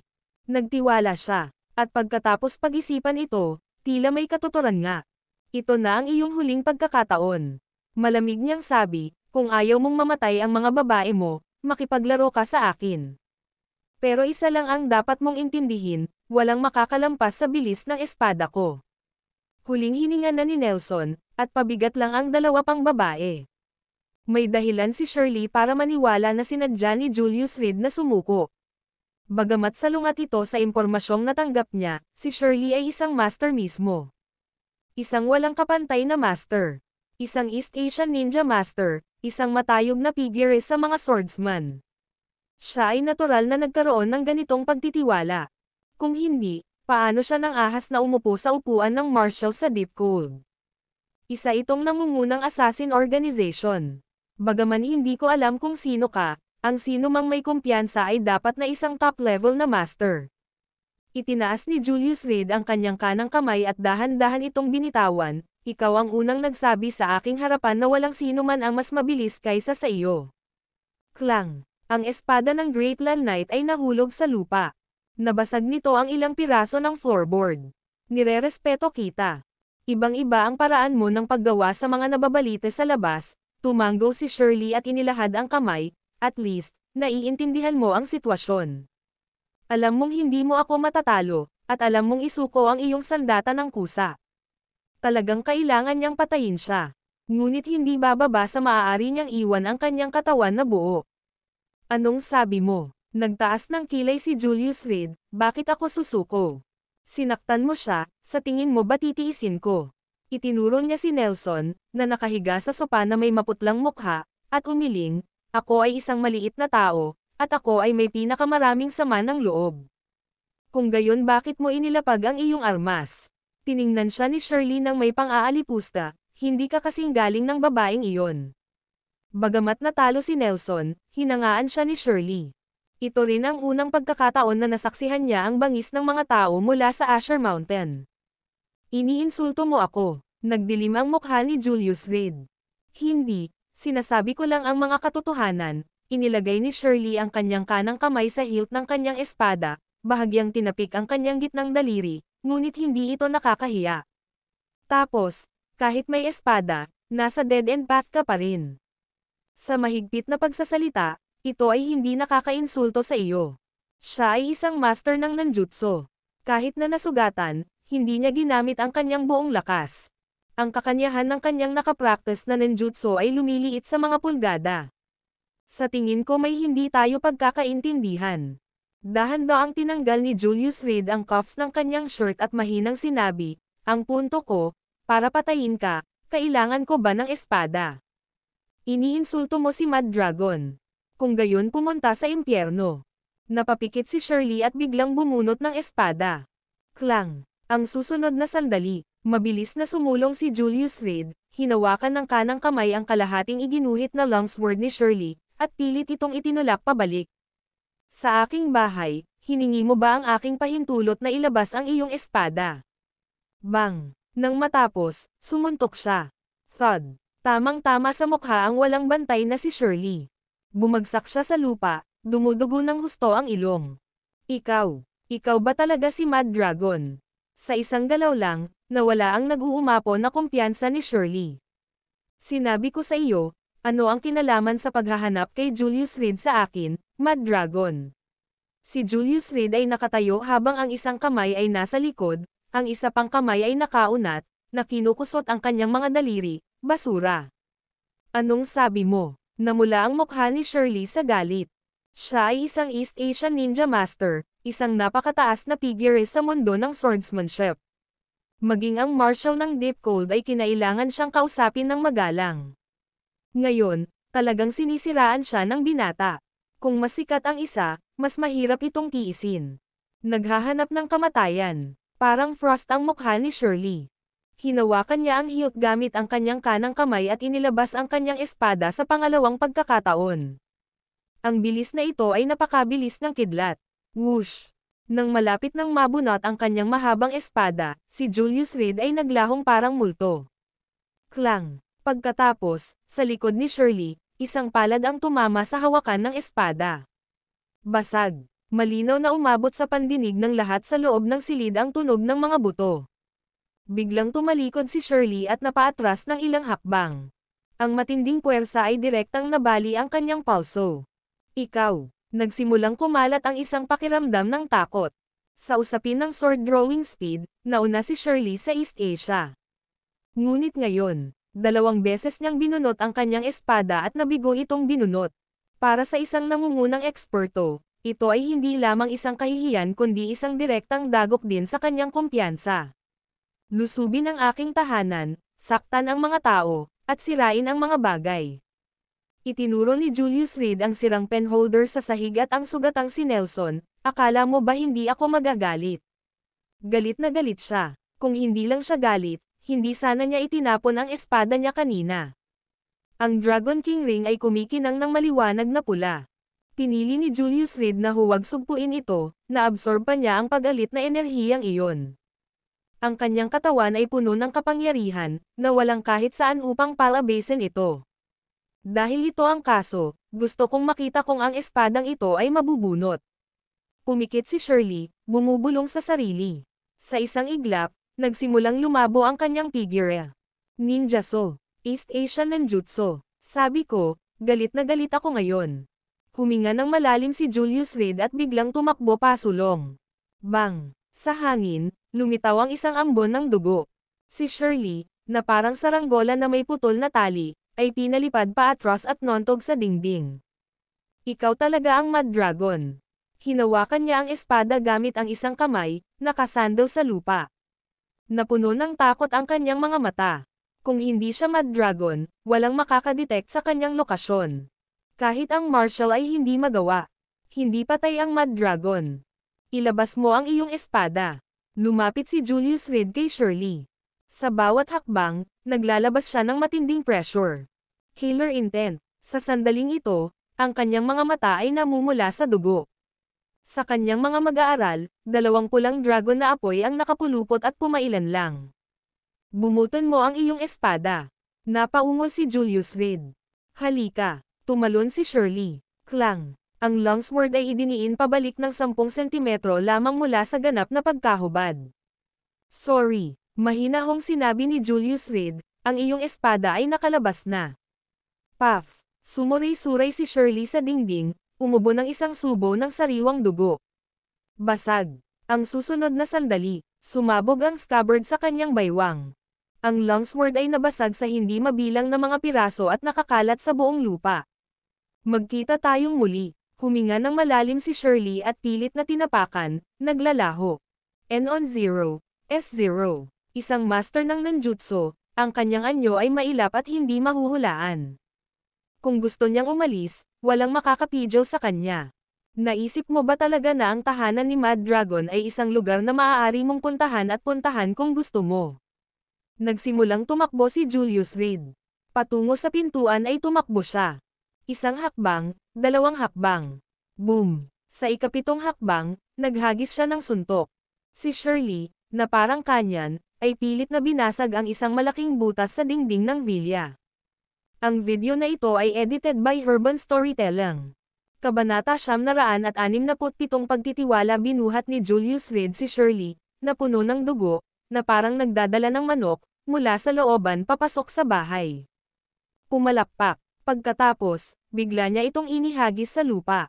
Umuwi ka. Kaway ng kamay, mabilis na binuhat ni Keller Radcliffe at Bamboo Whittaker si Nelson at bumalik sa kwarto. Sa loob ng sala ng maliit na western-style na bahay. 2 tao na lang ang natira. Isang nakaupo, isa nakahiga. Magsalita ka. Kapag naka-move on na ako, hindi mo nakakayanin. Walang pakialam na nagsalita si Julius Reed. Kung lumabas ang balita na hindi patay ang Mad Dragon, akala ko ikaw. Si Shirley, na nakahiga sa lupa, ay nginisyan, natatakot ako na maraming tao ang dumagsa rito, na gustong kunin ang iyong ulo. Baliw na dragon. Ang dating Martial World Overlord. Pinuno ng Seven Clouds Academy. May mga chismis pa na ang Mad Dragon, na may hawak ng Divine Dragon Tripod, ay maaaring pahabain ang kanyang buhay at makamit ang immortalidad. Ang katanyagan at kayamanan ay sa wakas ay panandalian. Hindi mo sila madadala sa buhay, at hindi mo sila madadala kasama mo sa kamatayan. Kahit nagtataglay ka ng walang katapusang kayamanan, kung hindi mo kayang gastusin ang lahat, ito ay kasing ganda ng wala. Ngunit halos lahat ay nananabik sa paghahangad ng buhay. Hinahangad nila ang immortalidad. Saka lamang magkakaroon ng kahulugan ang mga kapalaran at katanyagan na iyon. Kung kumalat ang balita na hindi patay ang Mad Dragon, ang buong martial world ay dadagsa rito. Sapat na silang nasa ilalim ng pamamahala ng Seven Clouds Academy sa loob ng 7 taon. Tiyak na magkapit-bisig sila, para patayin ang Mad Dragon. Upang matiyak na ang kasalukuyang istruktura ng kuryente ay hindi mababago. Para naman sa Divine Dragon Tripod, tiyak na magdudulot ito ng bloodbath. Sorry, inalis ni Julius Reed ang kanyang Golden Dragon Mask, hindi ko narinig ang sagot na gusto ko, at medyo hindi ako nasisiyahan. Basag. Tinadyakan niya ang paa niya. Ang bakal na plato sa talampakan ng kanyang sapatos ay dumurog sa mga buto ng kamay ni Shirley. Napasinghap ng mariin si Shirley, namumula ang mga mata, ngunit hindi siya gumawa ng ingay. Siya ay isang master ng East Asian Ninjutsu. Ang kanyang mental na katatagan ay higit pa sa karaniwang tao. Sa sandaling ito, kumpara sa sakit, mas nakaramdam ng pagkabigo si Shirley. Nadismaya siya. Hindi siya makapaniwala na hindi man lang siya nagkaroon ng pagkakataong bumunot ng kanyang espada. Baka hindi ka pa nakakita ng malalaking eksena noon. Tumayo si Julius Reed, kinuha ang longsword ni Aaron Jackson, at umupo ulit sa sofa. Ngayon, polalawakan ko ang iyong pananaw. Basag. Pagkatapos magsalita, sinaksak niya ang kanyang espada. Napaungol si Shirley, nanginginig ang kanyang mga kalamnan.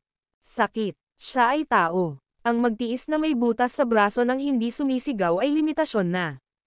Narinig ko dati ang mga tao na nagsasabi na ang takot ay nagmumula sa mga mata at tainga. Yumuko si Julius Reed, hinawakan ang ulo ni Shirley, buksan mo ang iyong mga mata at tumingin. Pagkatapos magsalita, dahan-dahan niyang itinaas ang espada, unti-unting gumiling sa mga buto ng braso ni Shirley. Tili, tili, tili. Ang longsword ay unti-unting lumubog.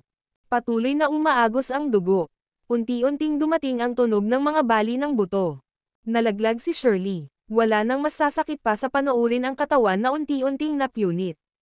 Sabi ko, kung ikukumpara sa pisikal na pagpapahirap, iyon ang paghihirap ng kaluluwa na mas mahirap niyang tiisin. Gusto mong sabihin, tapos magsalita.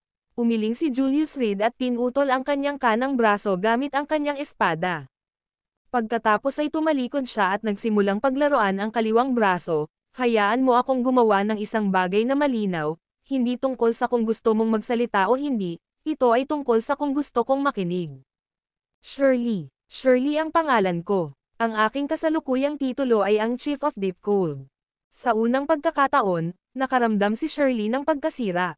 Tumingin siya sa unahan, bumulong-bulong, Marshal mula sa Thunder Peak Hall, nagpadala si Devlin ng liham na nag-aanyaya sa akin na makipagtulungan sa isang pagpatay at pagnanakaw. Mabuti. Sinuot ni Julius Reed ang longsword at umupo muli sa sofa. Bahagyang nagsalubong ang kanyang mga kilay.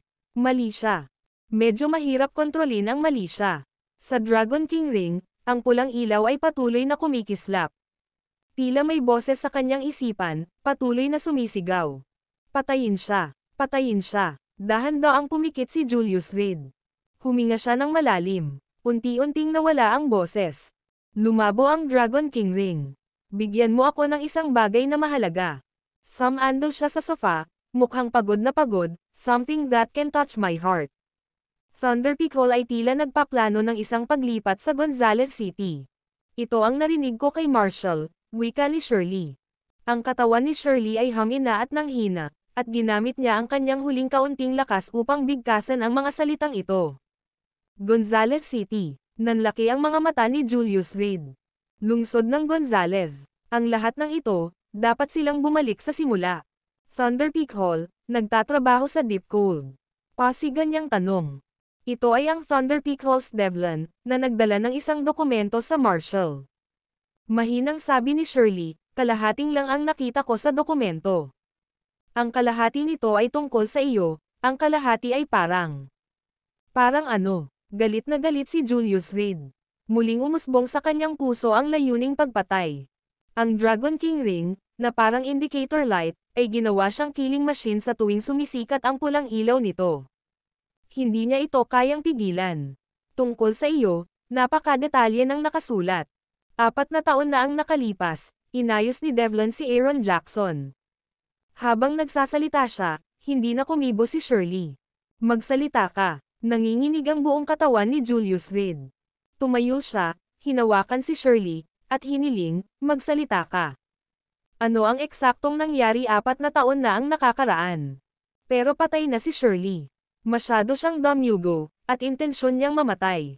Ang East Asian Ninja Master na ito, isang napakataas na figure sa mundo ng martial arts. Nahulog sa kabisera. Ang katawan niya, hindi na mababawi. Gonzales City, Devlin, Aaron Jackson. Whoosh! Binasag ni Julius Reed ang coffee table gamit ang isang suntok at walang humpay na lakad sa paligid ng silid. Gonzales City. Gonzales City. Siya ay umungal, at sa kanyang mga mata, may mga wandering dragon nga. Julius. Si Kella Radcliffe ay sumilip sa kanyang ulo sa labas ng silid at mahinang nagtanong, "Are you okay?" Bumalik ka. Sigaw ni Julius Reed, nakahawak sa ulo at nakalupasay sa lupa. Lungsod ng Gonzales. Noon, bakit siya napadpad sa Gonzales City? At si Aaron Jackson, ang pinaka-pinagkakatiwalaan niya. Yung sulat. Huminga ng malalim si Julius Reed, naalala ang isang pag-uusap sa tabi ng dagat kasama si Aaron Jackson nang dumating si Jay King sa Gonzales City. Alinman sa sulat ay hindi ko sinulat, o si Aaron Jackson ay nagsinungaling. Sa talakayang iyon, nanindigan si Aaron Jackson na nag-iisa siyang pumunta sa Gonzales City upang protektahan si Julius Reed ng palihim, dahil lamang sa nakatanggap siya ng liham mula kay Julius. At ang liham ay sinadya upang masunog pagkatapos basahin. Walang iniwan na bakas, malamang may problema. Tumayo si Julius Reed, tinitigan ang katawan ni Shirley sa lupa, unti-unting tumatag ang kanyang paghinga. Magsinungaling ka sa akin bago ka mamatay, o nagsinungaling si Aaron Jackson. Devlin, isang mahalagang tao sa Thunder Peak Hall. Ang utak sa likod ng Gonzales City. Ang traidor mula sa Seven Clouds Academy. Sino ba talaga itong lalaking ito na may ganitong komplikadong pagkakakilanlan? Bakit wala man lang alaala si Devlin sa isip niya? Hindi man lang niya narinig ang pangalang ito, lalo pang naalala ang taong ito. Kailangan kong makarating sa ilalim nito. Natisod si Julius Reed sa pasukan ng mansyon, iwinagayway ang kamay sa mga bodyguard, pumasok kayo at linisin ninyo ito. Oo, nagmamadaling pumasok ang mga bodyguard upang linisin ang eksena.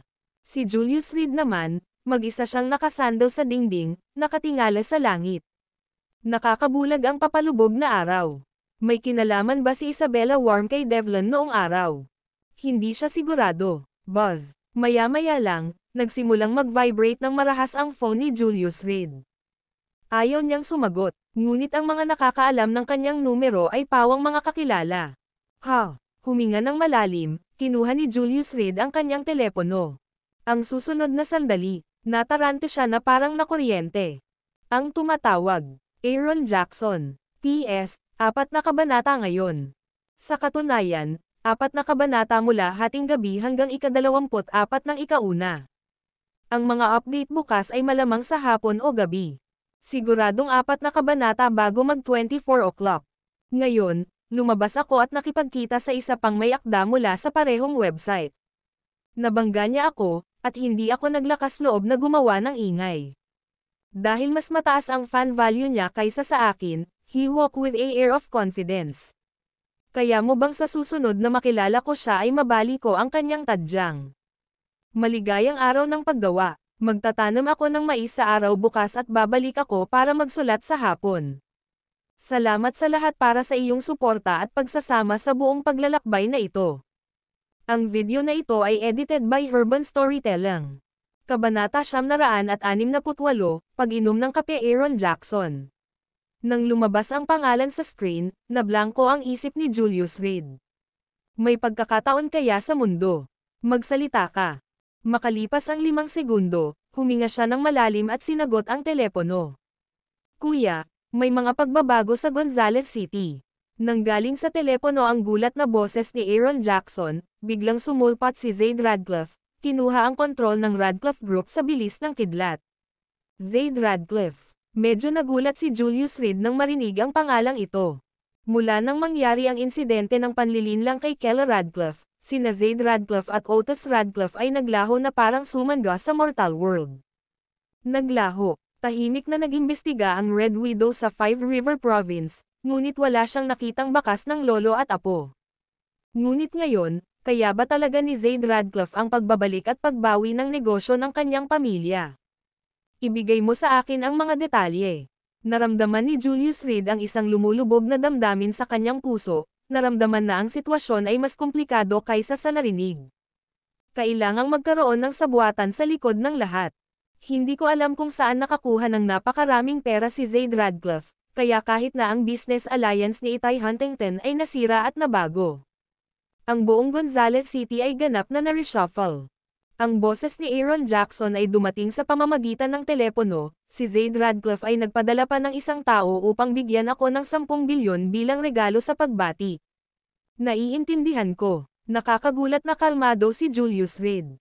Huminto siya, pagkatapos ay nagtanong, naaalala mo pa ba ang sulat na ipinadala ko sa iyo noon? Anong sulat? Tanong ni Aaron Jackson na may pagkalito, ikaw ba? Hindi nababahala sa mga bagay ni Zaid Radcliffe. Babalik ako sa lalong madaling panahon. Alagaan mong mabuti ang mga bagay sa Gonzales City para sa akin. Walang pakialam na nagsalita si Julius Reed, yung sulat, yung hiniling kong tulungan mo akong ayusin si Eliziero. Total, mistress ko siya, at nag-aalala ako na baka may mapansin si Kella Radcliffe pagbalik niya.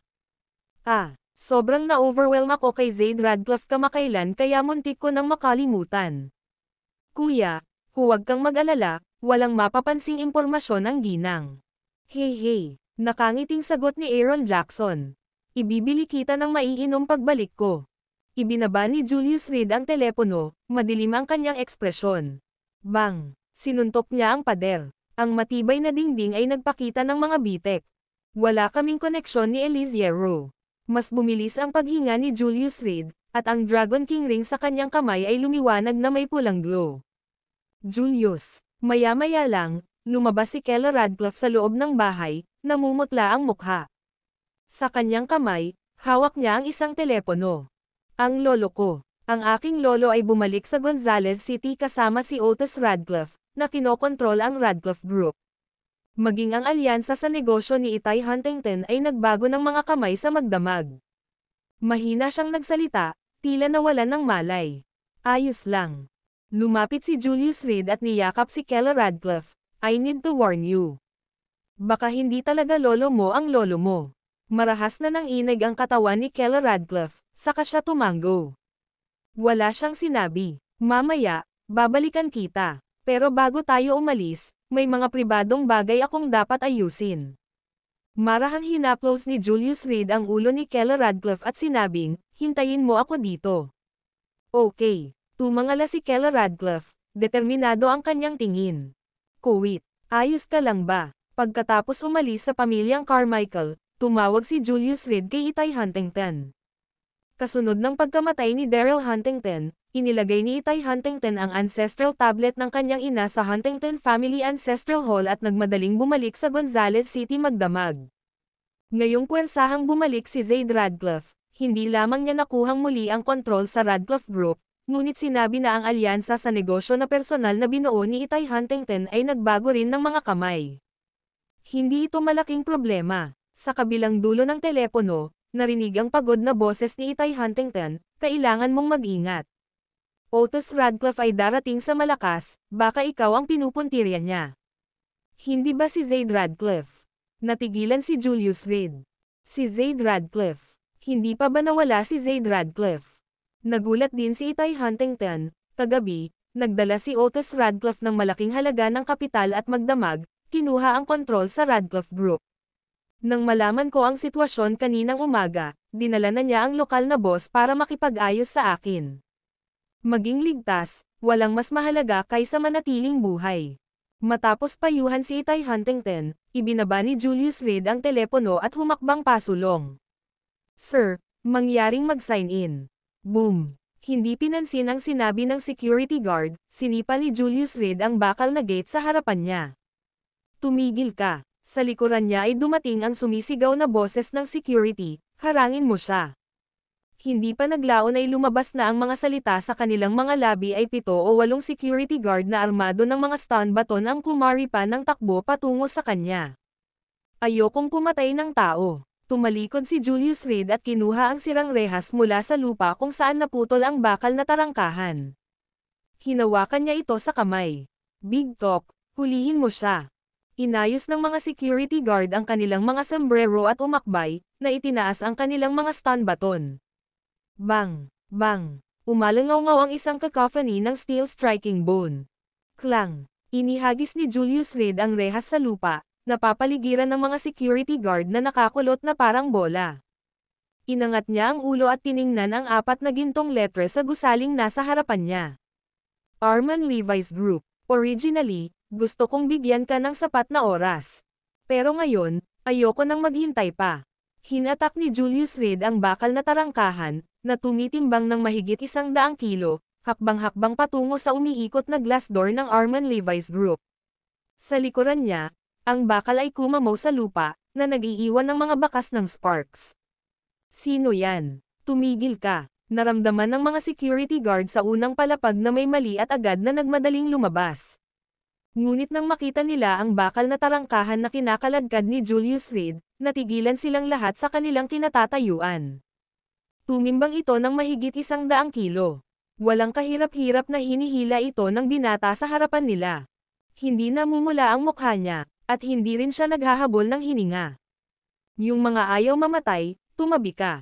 Inangat ni Julius Reed ang kanyang ulo at malamig na tumingin sa grupo, na inindayog ang kanyang kanang kamay ng may lakas. Basag. Tinamaan ng bakal ang salamin, na nabasag ang mga umiikot na pinto sa unang palapag. Umakyat ang alikabok at ingay kung saan-saan. Nagkalat ang mga pira-pirasong salamin sa paligid. At ang mga security guard na iyon ay nagtago na sa gilid, na tulala. Sa gitna ng nagtatakang tingin nila, pumasok si Julius Reed. Unti-unting nawala ang kanyang figure. Nakapunta na siya sa Arman Levi's Group noon, pinatay pa niya ang general manager noon. Alam na alam niya ang layout dito. Pagpasok, sumakay si Julius Reed ng elevator diretso sa ikatlong palapag. On Omicron, ang ikatlong palapag ay ang pangunahing lugar ng Arman Levi's Group. Sa loob ay maraming napakahalagang kayamanan at maraming executive. Kasama na iyong mga secretive shareholders na madalas nagtitipon dito para magtrabaho. Ding! Tumunog ang tunog ng elevator. Isang sinag ng liwanag ang bumungad kay Julius Reed. Upang makapasok sa lugar na ito, Kailangan ng isang card ng pagkakakilanlan. Ang pagkilala sa iris, kasama ang dokumento, ay kinakailangan upang i-unlock ang pinto ng elevator.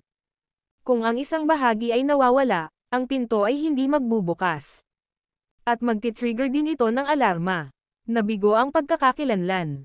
Sa loob ng elevator, isang mekanikal na boses ng babae ang nagpahayag. Boom! Sinuntok ni Julius Reed. Nabasag na may butas ang makapal na pinto ng elevator. Boom! Isa pang suntok. Pinagsalikop ni Julius Reed ang kanyang mga kamay sa kinaroroonan ng butas, diretsyong napunit ito. Tapos humakbang siya. Sa loob ng elevator, ang mga alarma ay umalangaw-ngaw. Ikaw, isang babaeng malasekretarya na may hawak na kape ang nakatayong nakanganga sa binata na lumabas ng elevator na tuluyang nawalan ng malay. Dalhin mo ako sa boss mo. Kinuha ni Julius Reed ang kape sa kamay ng sekretarya at marahan itong hinigop. Ang lasa ay napakayaman. Basag. Dinurog niya ang basong baso at walang pakialam na sinabi, kung hindi, papatayin kita. Ang video na ito ay edited by Urban Storytelling. Kabanata 969, ang boss natakot na ang sekretarya sa kanyang talino. Ito ang lugar ng executive office ng Arman Levi's Corporation. Hindi hihigit sa 20 tao ang kwalipikadong mapunta rito. Gayunpaman, ang buong Arman Levi's Corporation ay may kabuuang mahigit sa 8,000 empleyado, na may higit sa 6,000 tao sa loob lamang ng gusaling ito ng opisina. Isang bagong mukha. Ito ang unang pagkakataon na nakakita siya ng estranghero na pumasok. At sa ganoong bastos at walang pakundangan na paraan. Nabasag na ang pinto ng elevator na wala sa hugis. Kapos ako sa oras, mas mabuting huwag kang magbiro sa iyong buhay. Magalang na tiningnan siya ni Julius Reed at gumawa ng please gesture. 5 segundo. Alinman ay dalhin mo ako, o ipapadala kita sa impyerno. Natapos siyang magsalita na may ngiti sa labi. Ngunit dahil sa ngiting ito, kinilig ang batang sekretarya na nasa 20s. Ihahatid na kita. Nakikinig sa umaalingaw-ngaw na alarma, mabilis siyang naglakad sa bulwagan. Kahit nanginginig ang mga paa niya habang naglalakad. Bakas ang ngiti sa labi niya. Mabuti. Sumunod si Julius Reed sa kanyang likuran, walang tigil na tumitingin sa paligid. Malapit sa kanila ang storage room. Makapal na nakabaluti na mga pinto at mga layer ng mga sistema ng alarma. Nasa loob ang mga item na malamang na ay auction ng Arman Levi's Corporation. Pagpasok pa sa loob, biglang bumukas ang espasyo. Mayroong ilang independenteng malalaking opisina at isang panloob na swimming pool. Sa gilid ay may ice cream machine at iba't ibang klase ng inumin. Boss, maya-maya lang, isang nasa katanghaliang gulang na lalaki na nakasuot ng itim na suit ang nagjogging. Nang makita niya ang babae, huminto siya at sinabing, "Boss, sino ito?" Nang marinig ang alarma ay agad siyang lumabas. Whoosh! Isang swooshing sound ang dumating. Nagtaas ng braso si Julius Reed at hinarang ang mabangis na sipa ng babae. Whoosh! Umatras siya, bahagyang umangat ang gilid ng kanyang bibig, "So, ikaw ang boss." Idiot! Inis na inis ng babae sa middle-aged na lalaki, "Sa ganitong sitwasyon, inilantad mo talaga ang pagkatao ko. Pigilan mo siya, kahit mamatay ka." Pagkasabi noon, tumalikod siya at tumakbo ng napakabilis. Sinusubukang umalis. Pinaikit ni Julius Reed ang kanyang mga mata at walang humpay na hinabol siya. "Tumigil ka." Ang nasa katanghaliang gulang na lalaki, sa pagsunod sa mga utos, ay hinubad ang kanyang suit jacket, na inihayag ang kanyang maskuladong pang-itaas na katawan. "NONGO, si Omicron. Mapangahas na lumikha ng gulo sa aking Arman Levi's Corporation, naghahanap ka ng kamatayan." Wham! Isang suntok ang ibinato niya pagkatapos magsalita. Maliwanag, ang lalaki ay isang practitioner. Minsang naghagis siya ng suntok, punong-puno ito ng lakas. Basag. Sinalo ni Julius Reed ang kamao ng lalaki gamit ang isang kamay, malamig ang ekspresyon nito. Nakatutok ang tingin niya sa tumakas na babae. "Hahanap mo ang kamatayan." Sa isang kamay na kontrolado, ang lalaki ay nagpupumiglas ngunit hindi makawala kahit anong mangyari. Sinubukan niyang iangat ang isang paa sa pagtatangkang makatakas sa pagkakahawak. Basag. Bago pa makataas ang paa niya, sinuntok na ni Julius Reed.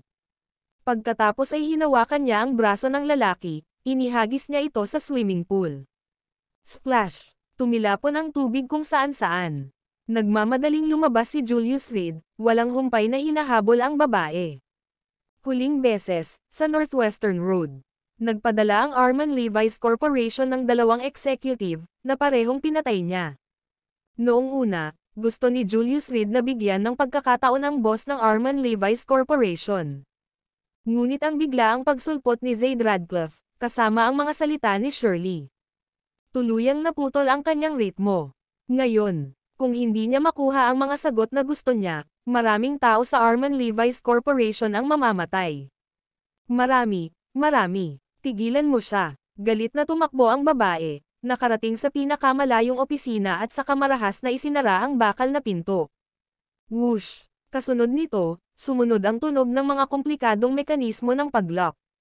Tumigil ka. Umalangaw-ngaw ang maingay na yabag mula sa koridor. Sa likod ni Julius Reed, mahigit 100 lalaking nakaitim ang lumitaw. At sa harap niya, may 3 lalaki din. Ang mga lalaking ito ay mahusay na sinanay, at ang kanilang presensya ay sapat na upang magpadala ng panginginig sa kanilang gulugod. Vanessa Pine, padalhan mo ako ng ilang tanker truck, at ay parada ang mga ito sa ibaba ng gusali ng Arman Levi's Corporation. Inilabas ni Julius Reed ang kanyang cellphone, nagpadala ng voice message, at saka naikuyom ang kanyang mga kamao. Magtago. Gusto niyang makita kung hanggang kailan magtatago ang mga tao sa loob. Nang walang anumang hindi kinakailangang salita, ang magkabilang panig ay nag-away. Whoosh! Whoosh! Si Julius Reed, sa bawat suntok, ay malakas na tumama. Halos sa tuwing maghahadges siya ng suntok, may nahuhulog. Nagiging bangkay. Sa loob lamang ng kalahating minuto, patay na ang lahat ng lalaking nakaitim sa ikatlong palapag. Way! Sa pamamagitan ng kamera, bumilis ang tibok ng puso ng babae. Pabalik-balik siya sa kanyang opisina, naghahanap ng solusyon. Matibay ang pagkakagawa ng silid, na may 5 metrong konkreto na nakaimbed sa mga bakal na plato. Tulad ng para sa mga nakabaluti na bakal na pinto, sila ay gawa sa top-grade na halwang metal. Ang paglusot ay tatagal ng hindi bababa sa kalahating araw. Ngunit, dapat ba siyang maghintay sa silid na ito? Maghintay para sa mga reinforcements na dumating at itaboy ang mga kaaway sa labas.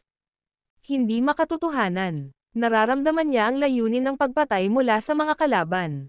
Isang walang humpay na layunin ng pagpatay, kasama ng matinding galit. Ang silid ay ganap na selyado, nilagyan ng sarili nitong supply ng oxygen. Boss, ano yan sa labas? Sa opisina, 7 tao ang nakaupo. Sila ang pangunahing grupo ng Arman Levi's Corporation, mga boss din sa likod ng mga eksena. Bawat isa sa kanila ay may kilalang background.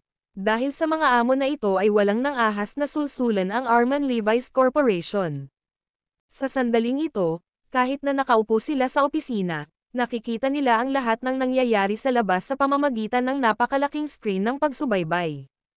Isang taong makakasira ng mga pinto ng elevator, pumatay sa mga elite ng Arman Levi's Corporation gamit ang mga kamay. Sino siya? Ito ang pagdududa sa isipan ng lahat. Maghintay. Umupo ang babae sa sopa, nakahawak sa kanyang noo gamit ang kanyang kamay, bukod dyan, walang paraan. Dapat ba nating gamitin ang ating hidden guard? May nagmungkahi, kung dumating ang hidden guard, ganap na nila siyang may baba. Hindi naman. Umiling ang babae, mukhang nag-aalala, napakalakas niya, talagang makapangyarihan. Habang nagsasalita siya, kahit siya, karaniwang kilala bilang Iron Lady, ay nanginginig ang mga daliri. Boss, kahit na hindi ka tugma sa kanya. May nagtanong. Kilala sa mga executive ng Arman Levi's Corporation na ang babae ay sobrang sanay, isang pambihirang kapareha sa mundo. Minsan na siyang nakipaglaban sa 100 lalaki ng mag-isa at inagaw ang isang kahon ng mga nakatagong armas gamit ang kanyang mga kamay. Hindi ko siya matatalo. Umiling ang babae, mapait ang mukha, sana, umalis na siya agad. Paghandaan mo rin ang pag-alis natin sandali sa kabisera. Huwag mo siyang patayin. Nagsalita ang isang lalaki, iminumungkahi ko, patayin natin siya. Kung wala ang kamatayan ng taong ito, halos hindi sila magkakaroon ng kapayapaan. Bukod dito, Ang mga taong ito ay mga inapo ng malalaking sindikato sa pananalapi na nakatago sa likod ng mga eksena sa kabisera. Pag-alis sa kabisera, sila ay nag-aatubili. Hindi ko siya kayang patayin. Tumayo ang babae, palay-pat-lipat, mag-iisip ako ng paraan para mawala siya. Ang silid ay ganap na selyado, na walang mga lihim na daanan at walang mga bintana.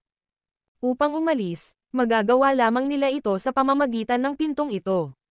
Ngunit sa may pintuan, nakatayo ang isang lalaking walang nang ahas na pukawin. Tingnan mo dali, ano ito? Maya-maya lang, may sumigaw. Lahat ng mata ay nakatutok sa screen. Maraming mga tanker truck ang bumagsak sa gate, direktang nagmamaneho sa unang palapag ng Arman Levi's Corporation. Pagkatapos, bumaba ang mga driver mula sa mga sasakyan at dahan-daang binuksan ang mga balbula. Malaking halaga ng gasolina ang tuloy-tuloy na dumaloy mula sa mga truck. Ito ay pupunta sa, namutla ang mukha ng lahat. Sabujin ang gusali, namumula ang mukha ng babae, at halos masirit niya ang mga salita sa pamamagitan ng nagngangalit na mga ngipin. Ang video na ito ay edited by Urban Storytelling. Kabanata 970 Lillian Thompson, Bomba. Bomba ang gusali. Bago pa bombahin ang gusali, nalilibugan na ang mga tao sa loob. Nasa ikatlong palapag sila, kakahiwalay lang sa unang palapag ng ikalawang palapag. At sa 12-12 ng mga palapag sa itaas, sa sandaling ito ay talagang gumuho, paano mabubuhay ang sinuman. Habang nanonood sa screen ng surveillance, nagsindi ng sigarilyo ang driver. Natatakot sila, pati ang babae ay natatakot. Kailangan niyang pamahalaan ang mga damdamin ng mga tao sa opisina at kailangan ding isaalang-alang ang kanyang sariling kaligtasan. Anyway, may planning in advance, medyo risky lang ang meeting kanina, yun lang. Bubuksan ko na ang pinto. Pagkatapos magsalita ng babae ay naglakad na siya papunta sa pinto. Pagkatapos ng maikling pag-aatubili, pinindot niya ang mekanismo. Click. Dahan-daang bumukas ang armored door. Isang pares ng malalaking kamay, mabilis na inabot. Diretsyong napahawak sa leeg niya. Lillian Thompson. Pasiga na tanong ni Julius Reed. Oo, malutong na sagot ng babae. Nakikita mo ako, alam mo na ang gagawin. Binitawan ni Julius Reed ang kanyang pagkakahawak, at si Lillian Thompson ay napaluhod sa lupa. Inilagay niya ang kanyang mga kamay sa harap ng kanyang dibdib at malalim na iniyuko ang kanyang ulo. Nagpupugay ako sa banal na guro. Naaalala mo pa rin ang kagandahang asal, at alam mo na ako ang banal na guro. Dahan-daang nagtaas ng kamay si Julius Reed, bumangon ka, mag-usap tayo ng maayos. Ang iyong nasasakupan ay sumusunod sa banal na ordan. Tumayo si Lillian Thompson, mabilis na kumabog ang kanyang dibdib. Habang nagsasalita siya, hindi mapigilan ng katawan niya ang panginginig. Takot na takot, kayong lahat, lumabas na kayo. Pumasok si Julius Reed sa opisina at marahang iminuwestra ang kanyang kamay. Ang mga taong ito ay walang kabuluhan sa kanya. Hanggat ibinuka ni Lillian Thompson ang kanyang bibig, ang lahat ng mga misteryo ay mabubunyag. Walang pag-aalinlangan, nagsilabasan ang mga tao sa silid. Sa ibaba, mayroon pa ring 3 truck ng tangke na nakaparada. Ngayon sa kwarto, tayong dalawa lang. Lumapit si Julius Reed sa sofa at umupo. Banal na guro, nanatiling nakayuko si Lillian Thompson at naglakad patungo sa kanya, hakbang-hakbang. Saka muling lumuhad, ngunit ang gilid ng kanyang mata ay palaging nasa screen ng pagmamanman. Ang mga tanker ng langis ay maaaring sumabog anumang sandali, at maaari silang mamatay anumang sandali. Banal na guro, marahil ay maaari mong sabihin sa kanila. Sumenya si Lillian Thompson sa screen, puno ng takot ang mukha niya. Hindi na ang walang kwentang kilos niya sa simula. Nakalimutan ko. Tumawa si Julius Reed at kinuha ang kanyang telepono, tawagan mo ito. Pagkatapos niyang magsalita ay ibinaba na niya ang tawag. Sa screen, hinugot ng driver ang kanyang sigarilyo at itinaboy ang upos ng sigarilyo. His, nanlaki ang mga mata ni Lillian Thompson, at napabuntong hininga siya sa isang iglap. Ngunit walang maalab na pagsabog. Wala ring tunog. Ang upos ng sigarilyo ay hindi nagdulot ng anumang reaksyon. Sumakay ang driver sa sasakyan, tumalikod, at umalis. Sinabi ko lang sa kanila na magdala ng ilang tank truck, pero ang nasa loob, hindi naman langis. Maaaring ito ay tubig. Unti-unting nawala ang ngiti sa mukha ni Julius Reed, at naging malamig ang tono niya, mag-usap tayo. Omicron, maraming taon kang kasama, alam mo ang pagkatao ko. Si Lillian Thompson ay isa sa kanyang 4 na personal na katulong, na ikatlo. Si Isabella Warm ay nasa ika-4 na ranggo. Noong nakaraan sa Northwestern Road, nahulaan na niya na ang utak sa likod ng Arman Levi's Corporation ay may kinalaman sa kanyang 4 na personal na katulong. Hindi niya lang inaasahan na ang taong iyon ay si Lillian Thompson. Panginoon ko, thwak, naikuyom ni Lillian Thompson ang kanyang mga kamay sa kanyang mga templo at pilit na pinunit ang isang layer ng maskara. Inilalantad sa ilalim, ang maselang mukha na iyon. Ang 10,000 Mountain Alliance ay nagtataglay ng lahat ng uri ng bihirang kayamanan sa mundo, at bilang mga personal na kasambahay ni Julius Reed, nasiyahan sila sa sukdulang karangyaan. Ang mukha na ito, bawat taon, ay nangangailangan ng isang hindi mabilang na kapalaran upang mapanatili. Kahit 4 na taon nang hindi nagkita, hindi pa rin ito nagbabago.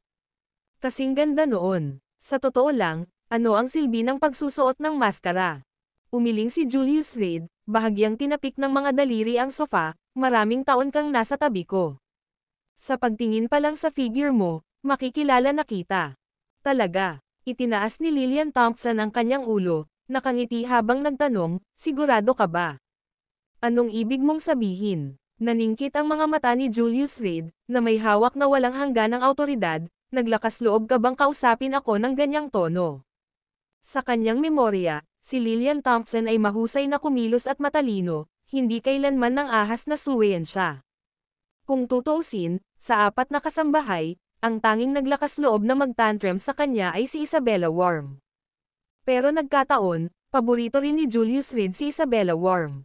Panginoon ko, ipinatong ni Lillian Thompson ang kanyang mga kamay sa kanyang dibdib, lumuhad sa tabi ni Julius Reed, ako ang iyong kasambahay, hindi kita dapat kinakausap ng ganito. Pero sabi mo lang, sa panonood mo sa paglalakad, makikilala mo ako. Pero sa totoo lang, nagkita na kami sa entrance ng elevator. Itinaas niya ang kanyang ulo, puno ng hinaing ang kanyang mga mata, pero nakilala mo ba talaga ako? Kung hindi dahil sa tanga kong empleyadong iyon ang nagbunyag nito, mapapansin mo ba? Pagkasabi nito, si Lillian Thompson ay nagsuot ng mapanokso at nalulungkot na ekspresyon. Yun ay dahil hindi ko pinapansin. Medyo nahihiyang sabi ni Julius Reed, sinong mag-aakala na magbibihis ka na parang secretary? Kung hindi ako nagkakamali, ikaw ang amo dito. Talagang hindi niya ito nakilala. Tinatawag siya sa kanyang mukha, medyo nakaramdam siya ng kaba. Ako ang boss dito, pero nakalimutan mo na ba? Ako ay orihinal na isang katulong na babae. Kahit na angkinan ko ang hindi mabilang na kayamanan, sa iyong paningin, isa lang akong katulong na babae. Magalang na sinabi ni Lillian Thompson, ang pagbibihis bilang isang sekretarya ay isang paalala rin sa aking sarili sa lahat ng oras na ako ay isang kasambahay ng 10,000 Mountain Alliance. Lillian Thompson. Whoosh! Malakas na hinampas ni Julius Reed ang sofa, napakalamig ng tono nito, I am not here to reminisce with you. Napagtanto mo ba, ayon sa mga batas ng 10,000 Mountain Alliance, ang isang katulong na iniwan ang DeMarco Mount sa kanyang sarili ay nangangahulugan ng 100 patungo sa kamatayan. Ito ang batas ng 10,000 Mountain Alliance. Dapat mayroong mga regulasyon upang makumplito ang isang sistema. Ang 10,000 Mountain Alliance, na may hindi mabilang na mga subordinate na organisasyon, ay tiyak na nangangailangan ng mga batas upang pamahalaan. At mas mahigpit pa ang mga batas sa loob ng DeMarco Mount. Alam ko, inangat ni Lillian Thompson ang kanyang ulo upang tingnan si Julius Reed, huminga ng malalim, kung gayon patayin mo ako. Sa tingin mo hindi ako maglalakas loob. Tumayo si Julius Reed, hinawakan ang leeg ni Lillian Thompson, itinaas siya sa lupa. Sa pagsama sa akin sa loob ng ilang taon, dapat mong maunawaan ng mabuti ang isang bagay. Malamig niyang sinabi, ang pinakaayaw ko ay mga traidor. Mga lalaki. Ang karaniwang sumusunod at masunurin na si Lillian Thompson ay biglang tila walang ingat. Mahina ang pagsasalita sa harap ng Panginoon ng 10,000 Mountain Alliance, kung mainit si Isabella. Kung si Isabella Warm ay isang traidor, papatayin mo ba siya? Papayag ka bang gawin ito? Ang kanyang leeg ay pinipisil ni Julius Reed, na lalong nahihirapang huminga. Pakiramdam niya ay masusuffocate siya anumang oras. Anong sabi mo? Bahagyang kumunot ang noo ni Julius Reed at bumitaw sa pagkakahawak niya. Thud. Lumuhad si Lillian Thompson sa lupa, hingal na hingal.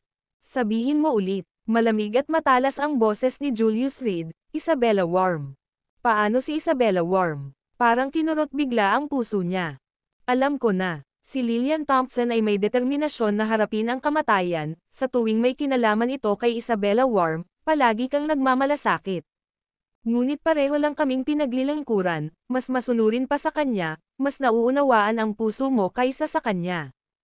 Bakit? Bakit lagi mo siyang pinapaboran? Sagutin mo ang tanong ko.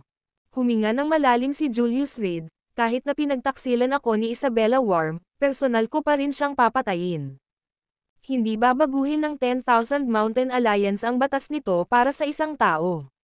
Talaga, ang mga mata ni Lillian Thompson ay kumislap na may bakas ng kagalakan. Talaga, mariing sinabi ni Julius Reed, ngayon, bigyan mo ako ng paliwanag na gusto ko. Kung hindi, ako mismo ang magpapaalis sa iyo. Kung isasaalang-alang ang maraming taon na pinaglingkuran mo ako, gagawin ko itong mabilis para sa iyo.